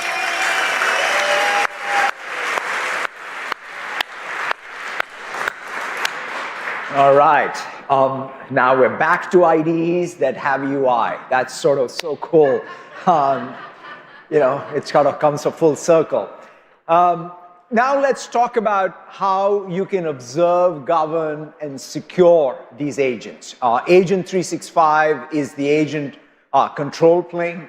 Agent requires their own identities, access controls, even when they're working on your behalf, right? You just want that work on behalf identity to be enforced. So we extended Entra. Agents need real-time defense, so we extended Defender. Agents require this always-on data protections and compliance, so we extended Purview. And these agents can be hosted anywhere. They can be on AWS, GCP, not just on Azure, or built with any framework. And today we're announcing a number of updates, including the GA of Agent 365 SDK, and we're expanding it to your local agents running on Windows and elsewhere, and the clause you just saw earlier. And let us take a look at how all of Agent 365 composes. Over to you, Amanda. Everyone is building agents, but that's not the hard part anymore. The hard part is integrating them into your business and governing them at scale. Today, I'll show you how Foundry makes this easy. Let's start locally. I've already built a LangGraph agent, and now I'll show you the value Foundry adds. First, tools. Agents need tools to get work done, and with Foundry Toolbox, I just add my tools once, and any agent can consume them through a single MCP endpoint. And because tools live centrally, that means governance does as well. I've applied a guardrail which blocks PII from leaking into tool calls and tool responses, and all I have to do is apply this once, and all my agents are protected. Now, let's make this agent enterprise ready. To deploy this agent to Foundry, all I have to do is add this one block of code, and then I push my changes, and GitHub Actions takes it from there. Once deployed, I can actually use this agent in the same Foundry extension I showed you earlier, and let's now test it out. I'm asking it to track a few open items from a stand-up I had earlier today, and what's actually happening right now is Foundry is spinning up a dedicated micro VM just for this session, and the session even gets its own persistent file system. What you're going to see in a minute here is if I go to the Files tab to track the open items, the agent's actually writing to a file. Pretty cool, right? Plus, Foundry now has server-side traces and built-in evals to show me exactly what happened on every run. But how do I know if my agent's doing a good job? That's what Foundry's brand new rubric evaluators are for. It's super simple. With just one AZD command, Foundry reads my agent and then generates the evaluation criteria for me. In other words, it creates a rubric personalized just to this agent. Now let's check out this rubric in Foundry Portal. Look at these dimensions. Governance outcome correctness, prescribed source usage. I didn't write any of these. Foundry generated them from production traces. And with this rubric, I can score my agent and run evals, but we can do so much more than that. That's where Foundry's brand new agent optimizer takes over. Here's how it works. It tunes 4 things: the model, instructions, tool descriptions, and skills, and then it generates improved candidates and scores each one using the rubric I just showed you. Here, I can view the candidates, I can see the strategy used, I can see their scores, and I can actually view exactly what changed. This candidate, for example, improved its score by updating the model and the system prompt. Foundry then makes it super easy to deploy the best candidate as a brand new agent version. But this is not a one-time thing. Every run feeds the next eval, and every eval tells the optimizer where to improve next. So your agents now get better the more they're used. But now, let's put this agent to work. I've published my agent to Teams and M365 Copilot, and right now I'm gonna ask it to just catch me up on what I've missed, because I've been offline all morning, but my agent hasn't. While it works on that, though, let me explain what makes this agent different. This is an autopilot agent, which means it has its own identity and productivity license, so it can work across M365 on its own behalf. Earlier, you saw me using this agent by myself, but shipping a feature in a new release takes a whole team, and that's why this agent lives in our team's group chat. Now let's check out how it did. It summarized all updates and called out the key features I need to be tracking. But to put an agent like this actually to work in your enterprise, governance needs to come first. And that's why every autopilot agent requires admin approval. Here, admins can review all critical details, and they can even choose who has the ability to talk to the agent. But it doesn't end there. Even after approval, admins can continue to monitor the agent and block it at any time. But governance cannot apply to just one agent. Every agent in your organization needs to be managed with the same rigor as users, apps, and devices. And that's exactly what Microsoft Agent 365 provides. So let's zoom out. Today we saw Foundry accelerate development, take your agent from local to enterprise ready, and put it to work in M365. Foundry makes it simple. You build the agent, we handle the rest. Now back to you, Satya. Thank you, Amanda. You know, what you just saw was how we're building security for AI. But there's also one other critical aspect, especially, the news today is all about, how do you defend yourself using AI against attacks that may, in fact, be using AI, right? So last month, we announced our multi-model agentic security system, M-Dash. That's essentially an agent harness for security, essentially, that we built. We're bringing together 100 agents across the frontier and custom models to really find these exploitable bugs better than any single model does. In fact, when we debuted this harness, it was on the top of CyberGym benchmark.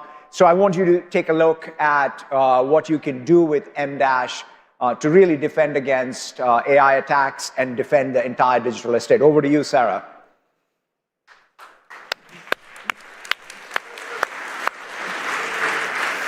Thanks, Satya. Now, we all know that security scans can take a while, so I'm not going to do one live. So let me show you the results of an M-Dash scan I already ran on my code base. Now, the system runs as a standalone CLI, but today I'm using it in my GitHub Copilot app on my local dev machine. The scan is broken down by vulnerability domains and severity. And it's also an additional to finding traditional issues like coding errors and hard-coded secrets, it's also identifying AI-specific vulnerabilities in the code base. Now, what happened under the hood is that over 100 specialized agents are working together to discover, debate, and prove exploitable vulnerabilities end-to-end. And when the scan finishes, it generates both a SARIF log and an HTML report that I can give to my management.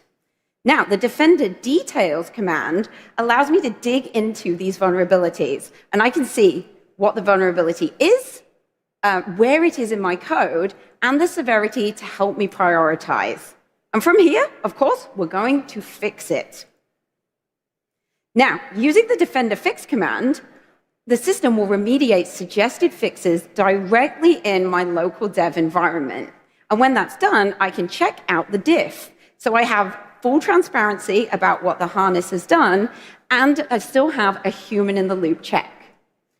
But, of course, everything I've shown you so far has run locally, but I can also create a PR to plug into my existing workflows and push up to my repo, and I can take the Serif output from the scan and I can upload it to tools like GitHub Advanced Security and manage everything alongside my other application security findings. Now, I've shown you M- working on my code, but let me show you a vulnerability our security research teams identified using M- that you can go and look up yourself. So the TLDR, because this is a lot to read, of this bug is that WASM time reads an out-of-date map of an object, runs off the end, and then it crashes the host. So this is exactly the kind of bug that the harness was built for, because the flaw is spread across 3 different parts of the code base. So no single file looks wrong on its own. They look absolutely fine. And we can even see here, which is probably my favorite part of this bug, a very confident statement from the developers claiming everything is fine. Now, this is exactly the sort of reassurance that fools normal scanners and single AI models. But M- wasn't fooled. One team of agents spotted the suspicious gap, another team argued it apart, and a third team built a working example that actually triggered the crash. And it did all of this in an open source code base. And this is the kind of joined up reasoning that previously required significant manual security research effort. This is M- helping developers create secure code from the start, coming soon to your CLI and the Microsoft Defender portal. Back to you, Satya. All right. Thank you, Sarah. So that was the stack. Before, though, we move to unpacking more of the opportunity, I want to do something different. I want to introduce 2 people whose LinkedIn profiles were both super impressive and slightly perplexing. Under current role, it says they're general partners at Mantis VC. Under previous role, it says they sold out Madison Square Garden. Please help me welcome Alex and Drew from the Chainsmokers. Alex, Drew.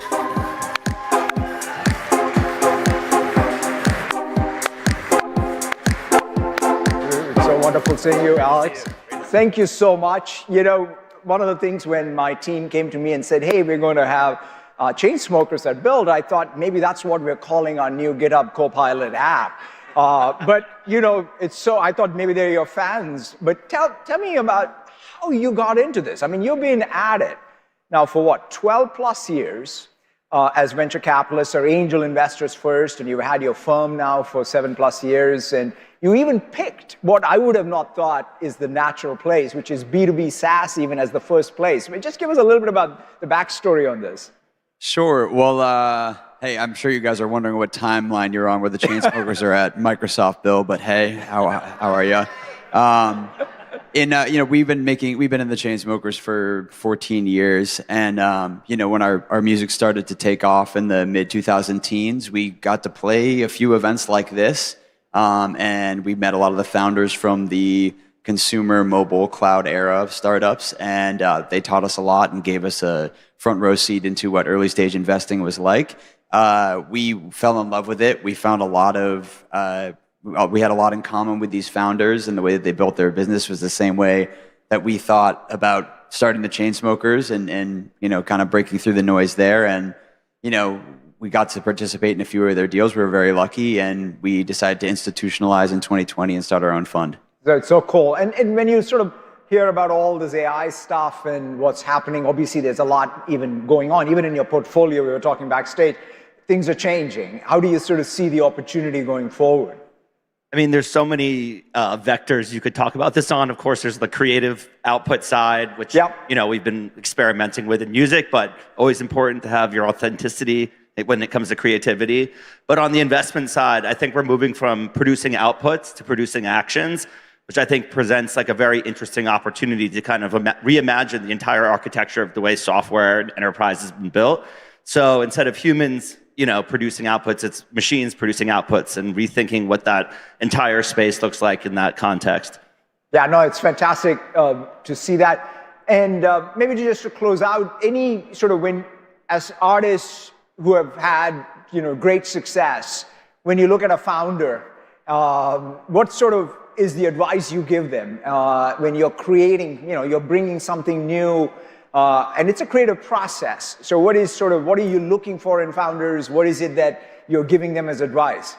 Totally. I mean, there really are so many parallels. Maybe it seems like that, maybe it doesn't, but I mean, it's really difficult as artists to really find, I guess, what your sound is, what's authentically you, what you can continue to do over and over, because with this much competition, you have to be moving authentically, you have to be connected to the product that you're creating, and because you're going to have to iterate and keep it going and have consistency for a long period of time to kind of lock into your fan base and make something that's special and unique. And we try to advise our founders to do the same thing.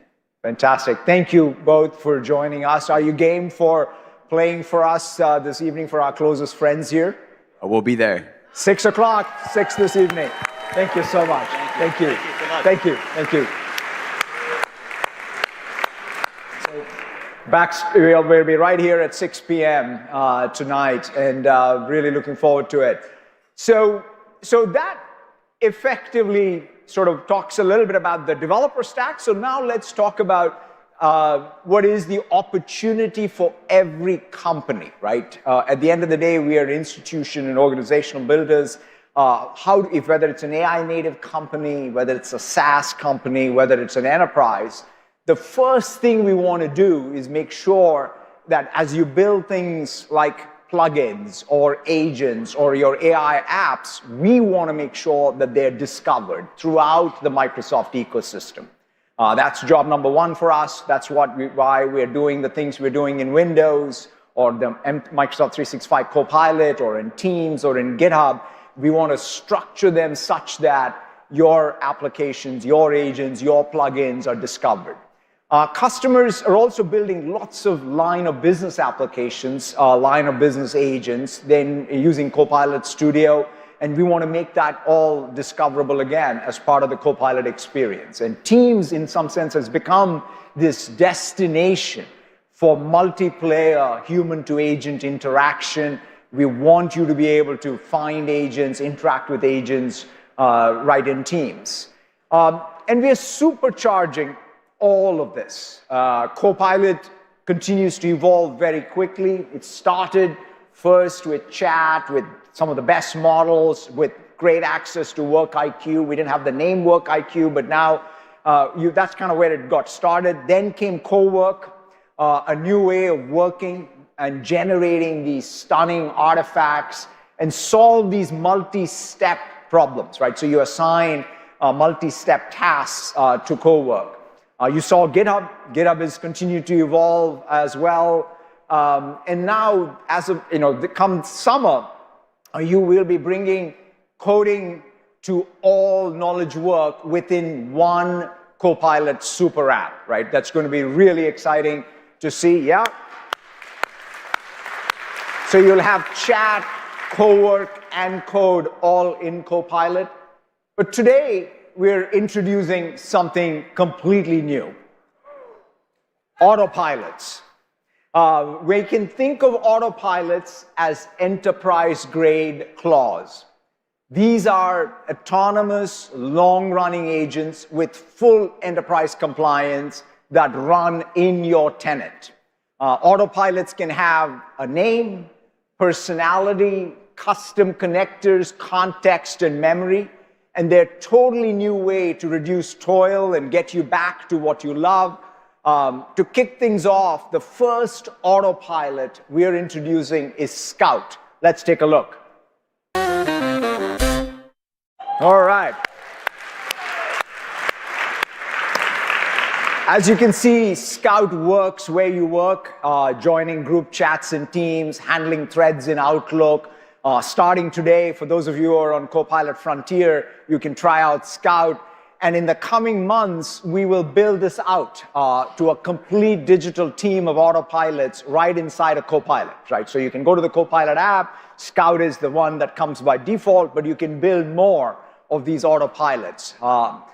And so that's the future of what we think of as the Copilot ecosystem itself. And so far, we have talked a lot about what you can do to build your own agents and how these agents are discovered in things like Copilot and Teams and Windows. But when you think about what makes any organization, any enterprise, any company unique, it is its tacit knowledge that it's continuously compounding through its operations. So the key consideration at some level in an AI age is to ask the question, what's the future of the firm? How do you continue to preserve and compound that tacit knowledge in the age of AI where models can learn anything from the data and the trajectories they see? To do that, we believe that every organization, whether it's an AI native company, a SaaS company, or any enterprise, will need to build their own hill climbing machine. It's a system that continuously improves against your objectives, your private evals, compounding your advantage over time, not someone else's. To deliver on this, we're taking the next step with frontier tuning. We have been working with many customers already to help with, really build their own learning loop, the environment, the context, the tools, the rubrics, and even train their own models. And today, we are really thrilled and excited about supercharging that frontier tuning capability with the innovation that's coming out of our Superintelligence Lab. To tell you all about this, let me hand it over to Mustafa. Mustafa? Thank you. Thank you. Thank you. Thank you. Good morning, everybody. We really are living in the most remarkable times. Since I started working in AI, the compute that we use to train frontier models has increased by 1 trillion-fold. That's 12 orders of magnitude of computation in just 15 years. It's now clear that a consistent exponential increase in computation leads to predictable advances in AI capabilities. And in the next few years, we're going to see 3 more orders of magnitude of compute applied to train frontier models. Intelligence is now a function of compute. Log linear hill climbing has become the norm. The scaling laws are clearly holding, and it is a remarkable time in our industry. And so, in this context, we at MAI are building towards what we call humanist superintelligence, state-of-the-art AI capabilities that are explicitly designed to serve people and organizations and not replace them. Because the type of AI that we create really does matter. We need an AI that places humanity first, that always prioritizes human well-being and human progress. This is the core philosophy and motivation behind our superintelligence efforts at Microsoft, and it shapes everything that we do. And as a platform company, our job and our commitment is to keep you developers building at the absolute frontier. So today, we are very excited to announce a family of 7 new models across image, voice, transcription, and coding.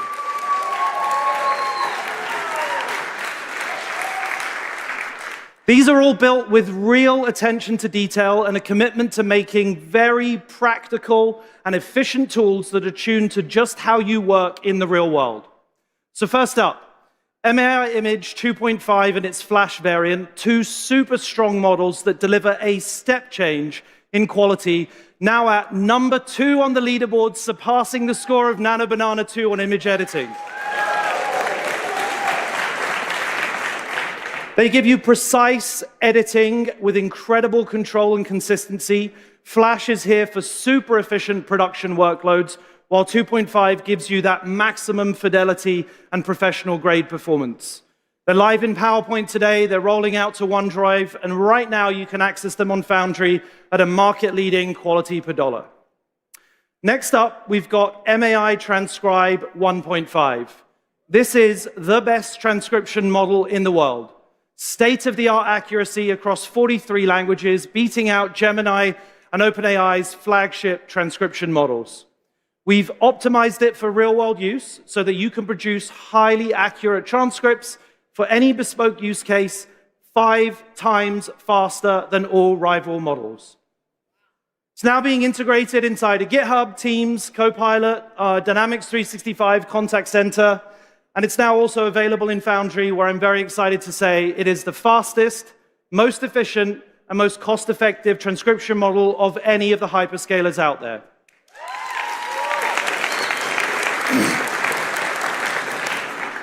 So paired with that, we've got MAI Voice 2. This is our latest speech generation model.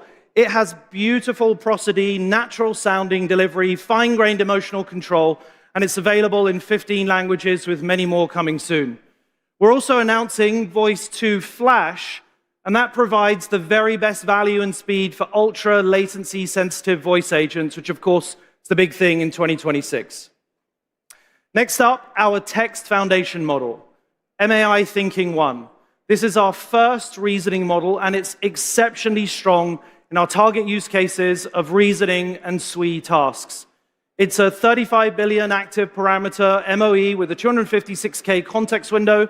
That means that it competes in the medium-sized weight class, where it's certainly punching above its weight. And independent human raters on Surge prefer it in overall quality side-by-sides versus Sonnet 4.6.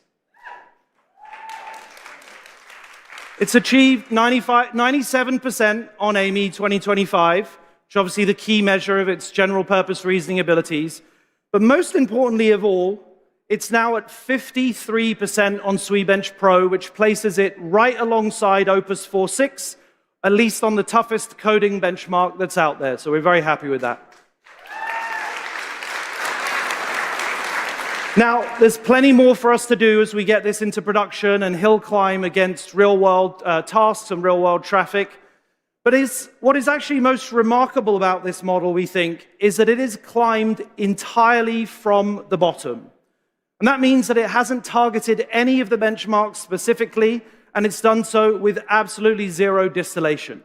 And to us, this is critical, because it means that the model is created with an enterprise-grade, clean, and commercially licensed data lineage that means that you can put it into production in a very trustworthy way with complete confidence.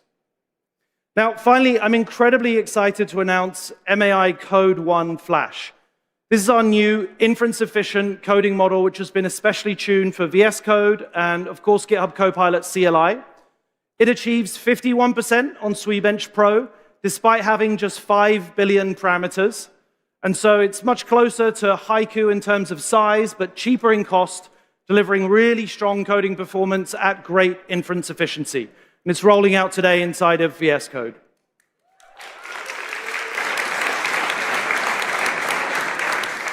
Now, alongside distribution on Foundry and optimization for our 1P products, we're also very excited to make our models available on OpenRouter as well as Fireworks and Base 10. So this means that for the first time, you're going to be able to tune the weights directly yourself in an ecosystem of your choice. Now, across this entire family, safety and security have been built in from the start. Our voice models come with protections against unauthorized cloning. Everything is watermarked from scratch. We've reduced our over-refusals, improved representation, including for people with disabilities. We're also publishing a very detailed technical report today to give you a full and transparent understanding of how we've put all of this together. Now, one of the things I'm particularly excited about is that we have been carefully co-designing our models with our own silicon. So that means that we've optimized MAI Thinking 1 on our very own Maya 200 chip and benchmarked it head-to-head against the GB200. And so on top of the 30% performance improvement that Satya talked about earlier, we're now seeing a further 1.4x performance per watt gain when we run our MAI models on the Maya 200 end-to-end. And that's huge, because as everybody knows, at this scale, every watt counts. And silicon and model co-design is a really key advantage that we think is going to help keep everybody here right on the frontier with the most efficient and most powerful thinking and coding agents out there. We're also super excited that these faster and more efficient MAI models are coming to the N1X that Satya mentioned a few moments ago. And we think that's going to be able to deliver the very best performance on Windows in a few months' time. Now, to us, this is what owning the full stack end-to-end looks like. It's the foundation of Microsoft Frontier Tuning, lets you customize the MAI models using our full stack hill climbing machine right where you want it.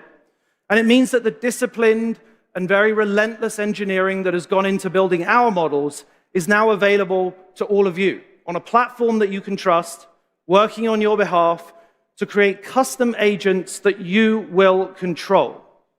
So the really big thing, of course, that's happened in the last year is these RLEs, reinforcement learning environments, these unique training gyms for your AIs. They create company and task-specific agents adapted only to you, built on MAI models. So for example, within Microsoft, we use our RLEs combined with our MAI models to climb towards the best agentic use cases on Excel. Our MAI-tuned model is now on par with GPT 5.4 on public and private benchmarks, whilst at the same time being 10 times more efficient on cost. Thank you. You know, and many other early adopters are seeing similar results.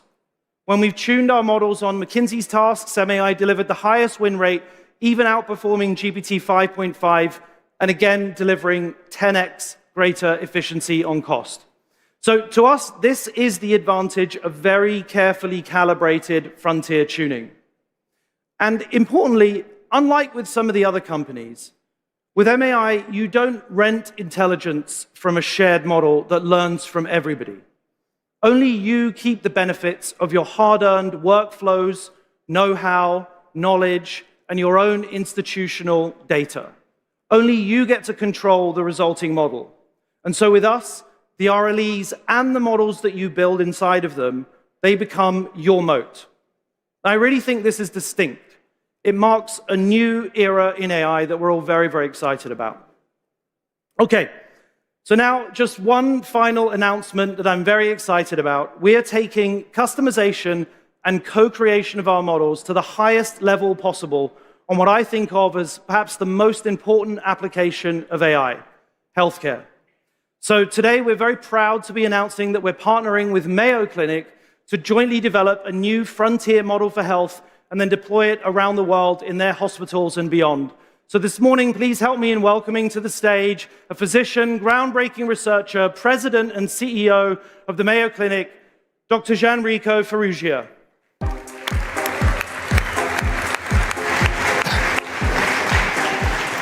Thank you so much for being here, Gianrico. Now, of course, everyone will recognize Mayo as perhaps the leading hospital in the world with an incredible track record of research and innovation and clinical practice. Tell us a little bit more about what you hope to get out of our collaboration. Well, first of all, thanks for having me here. Thanks to Satya as well. Mayo Clinic is known for being able to live up to our primary value. The needs of the patient come first. We deliver outstanding healthcare. We're ranked the #1 healthcare organization in the world.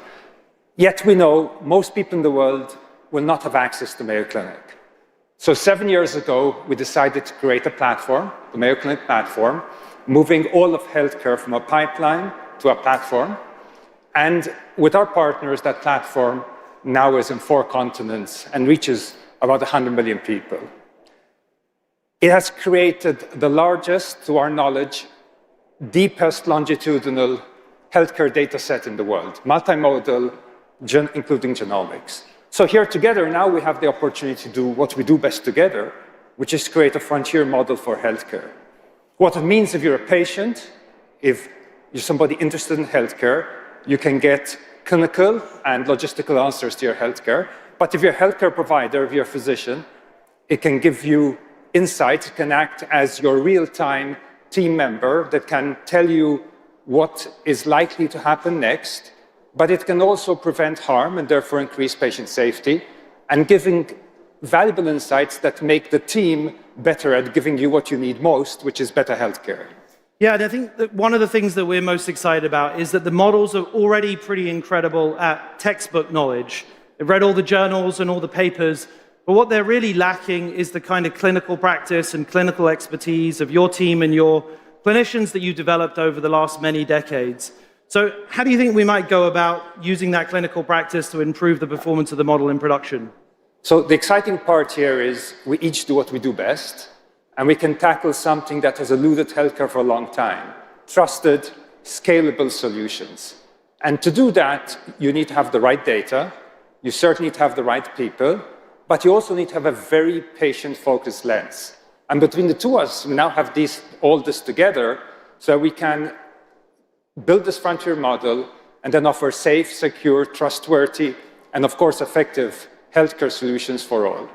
Well, our number one objective, of course, is to put the patient first, deliver the highest quality we can in a trusted way, and then hopefully share that with the world over. So we're very excited for this partnership.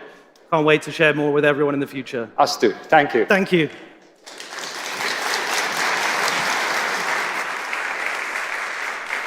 So today marks some very, very exciting steps that we're taking on our journey to create humanist superintelligence at Microsoft. We now have an incredible roster of 7 new world-class models to keep everybody working at the absolute frontier. And we're really looking forward to everybody being able to co-create your own unique agents adapted to you that you'll control. I really feel like this is a new era in AI, an era of AI that you control on your terms. So let's build it together. Thank you very much, everyone.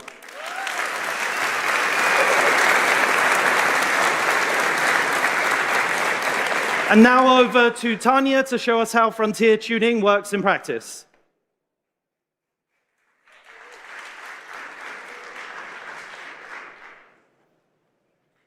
Thanks, Mustafa. With frontier tuning, we're making it possible for you to create your own enterprise AI with the models and the harness tuned on your data and your workflows. Let me show you how you can build your own hill climbing machine. MAI Thinking 1 is now available in private preview in the Foundry model catalog. You can go ahead and deploy the model as is, or if you want to go on your own hill climbing journey, you can start by clicking the fine-tune button. Now, I'm in the fine-tuning UI. The first thing I'll do is add my data set. Next, I'm going to add a grader, and that's it. I go ahead and submit the job. Couple of hours in, I see how the model is learning. It generates rollouts, it scores them, and we start to hill climb. Now, if you want full control over your RL training loop, let me give you a sneak peek into our low-level training API. You can see here I have the MAI Thinking model. I can also configure my rollout strategy as well as my hyperparameters to define exactly how I want my training algorithm to work. In fact, I can also incorporate my own RL gym here by defining the tools that this model interacts with. All right, you just saw all the code. But as an M365 customer, you're never starting from scratch. Let's hop on to Copilot. As a part of frontier tuning, we're introducing a new way to build RL environments based on your data and your workflows. One of our customers, Land O'Lakes, one amongst the largest agribusinesses in the United States, is in fact using this to perfect that butter on your morning toast. Let me walk you through their environment. Now, on a high level, the environment consists of skills, knowledge, and tools. But in the back end, we create an entire RL gym for your agents to continuously learn the way that you work. Now, let's look at the butter report generation skill here. These tasks are very complex. They require many manual steps and a high degree of precision. Now, in these tasks, even 80% accuracy isn't good enough.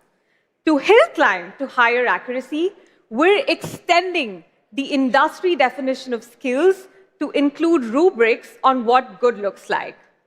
But this is just one task. How do I scale this to codify all of the tasks in an enterprise?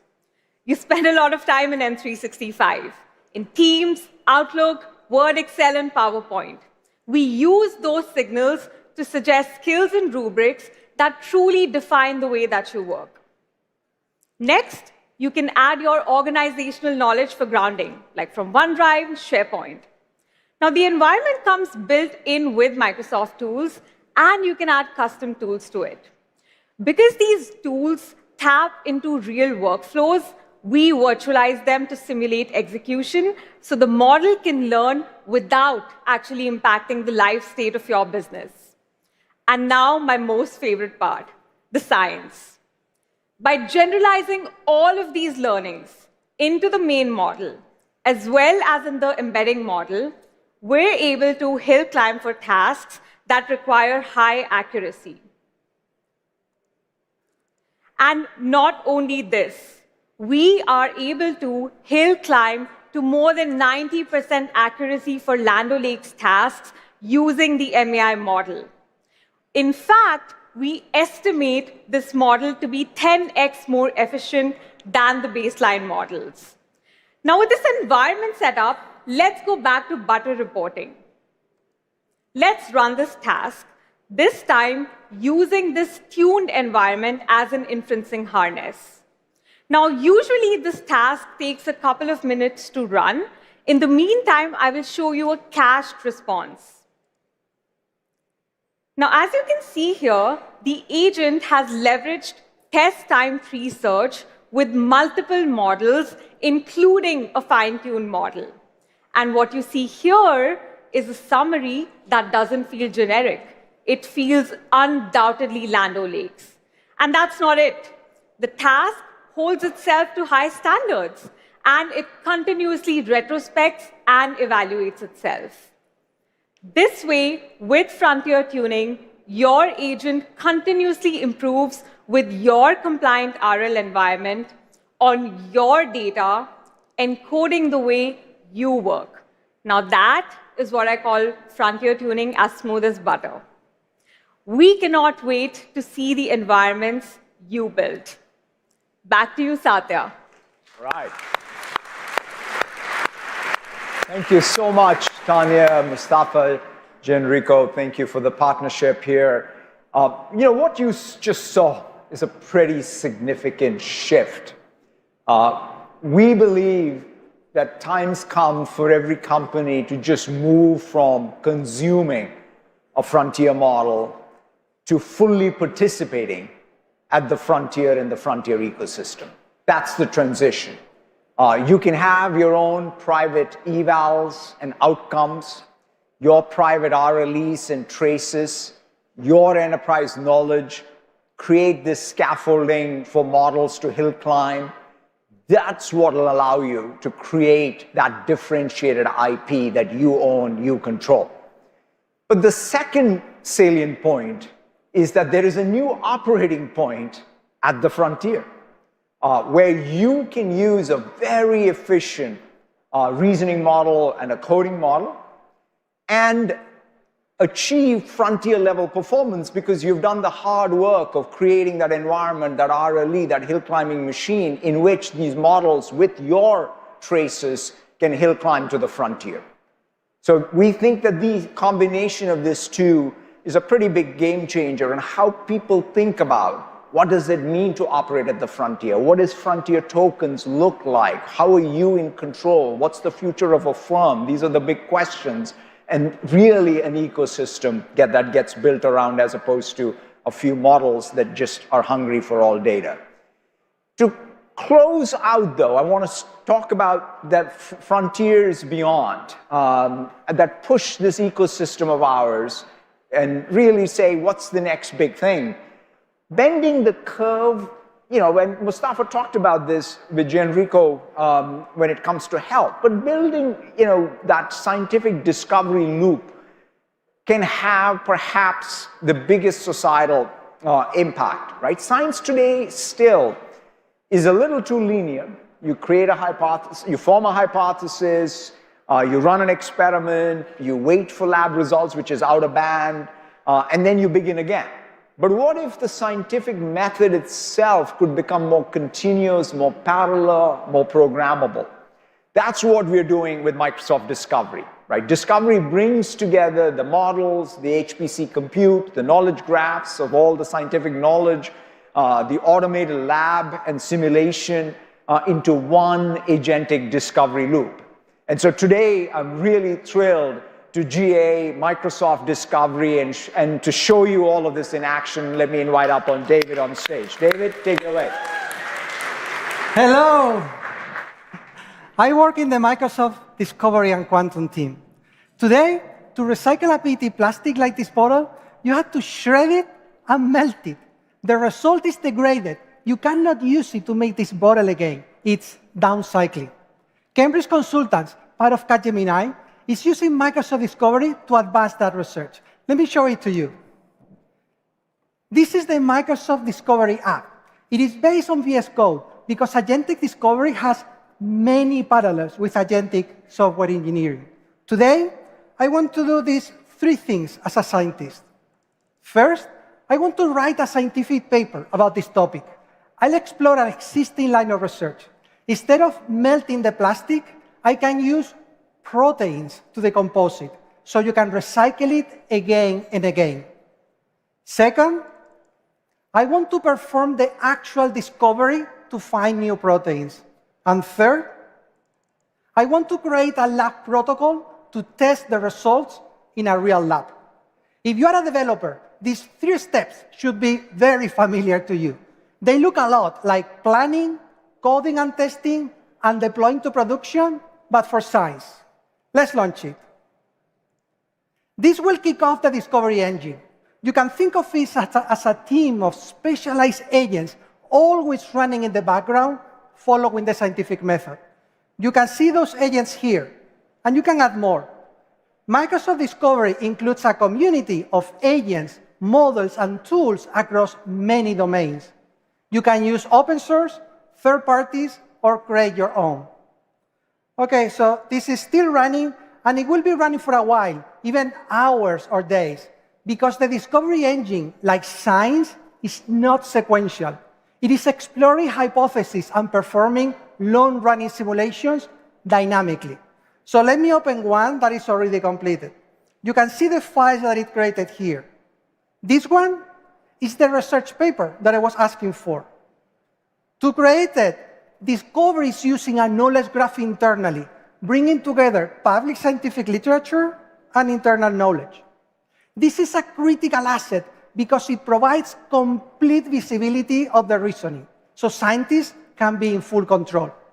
We can go now to step 2, the discovery itself. Let me open the output for that one. So, how do you come up with new proteins to decompose plastic? This is the approach that Discovery took. First, you need an AI model to predict how good a protein is for that.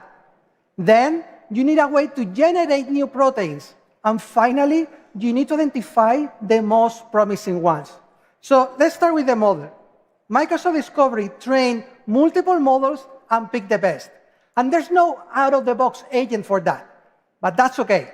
If Microsoft Discovery does not find an agent for a task, it will create one on the fly, which is pretty cool. So here's all the files that it created. This one here is the YAML for the agent. And this one, for example, is the Python code to train the models. Now we need to generate candidates for new proteins. And that task requires a lot of compute. Discovery is integrated with HPC, so agents can use it for complex simulations. You can see the process here. It started with a seed protein, and then it created variations by replacing small segments. You can see those segments there. Then it applied the model from before to see the variation helps or not, learning in that process. This is done millions of times in multiple jobs in parallel, exploring a huge tree of proteins. The result is 80 proteins that are ready to be sent to the lab for testing, which we said it was like deploying software, right? The problem, though, is that creating a protein is a little bit more complicated. The most common way is inserting DNA into bacteria, so the bacteria create the protein for me. So Discovery created another file, this one here. This file contains all the DNA sequences to create each protein. I can send this now to a lab, create the proteins, and test them. Or I can go one step further. If I have an automated lab, I can integrate it directly with the agents. Let's do it. So let me go back to the session, and let's just submit job to lab. Go. This will use a custom agent that is sending the instructions for the lab equipment. And this is very real. Cambridge Consultants does have an automated lab, and I have it right here. So this is the application control in the lab. It has a copilot interface, so the scientists can interact with the lab to design experiments, it feels like being Iron Man, but for chemistry. In this case, Discovery is submitting the job. You can see it already here. But remember, you need to grow the bacteria, so this will take some time. So let me open a previous run. And there you go. These are all the steps that the agents are doing. Most of them completely automated with human supervision. How cool is that?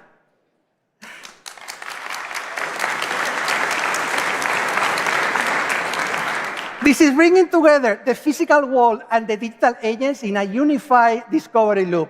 And this was just one example of what Microsoft Discovery can do.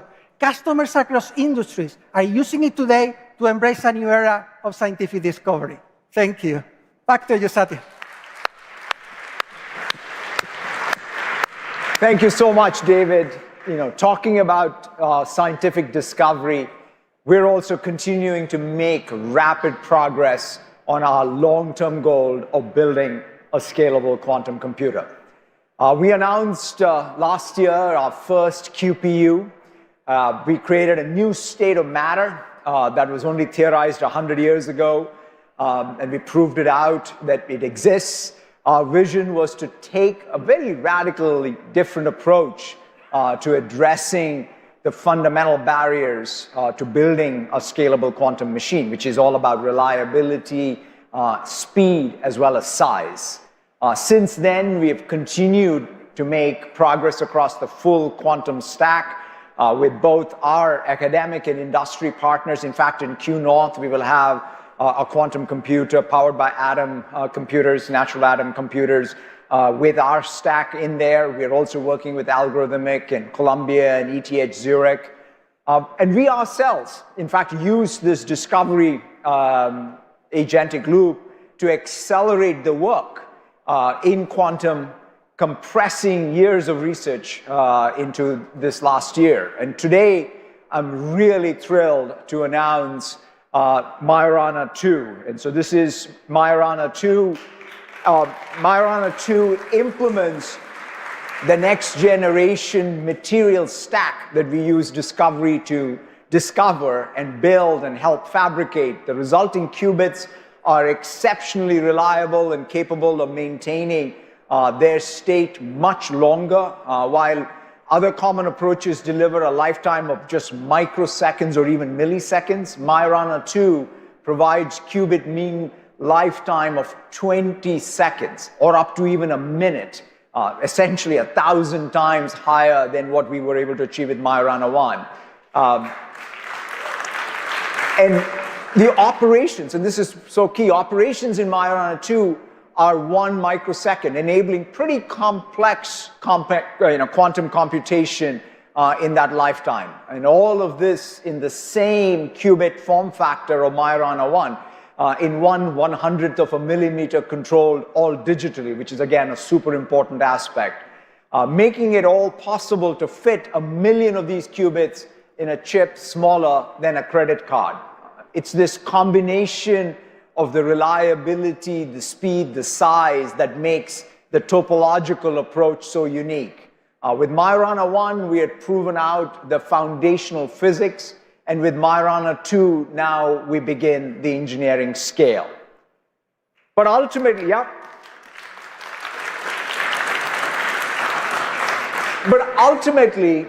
it is never about tech for tech's sake.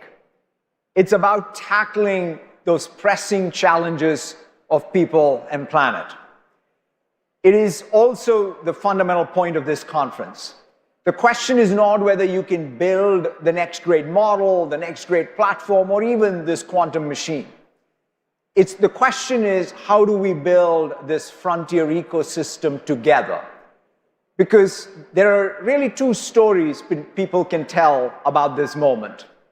One is that technology concentrates power, reduces human agency, and leaves the society to absorb the consequences. The other is that we use this next wave to unlock opportunity for developers, scientists, enterprises, and every community. And our job is to make the second story true. That's our North Star for the frontier ecosystem. Let's all go build together. Thank you all very, very much. Thank you.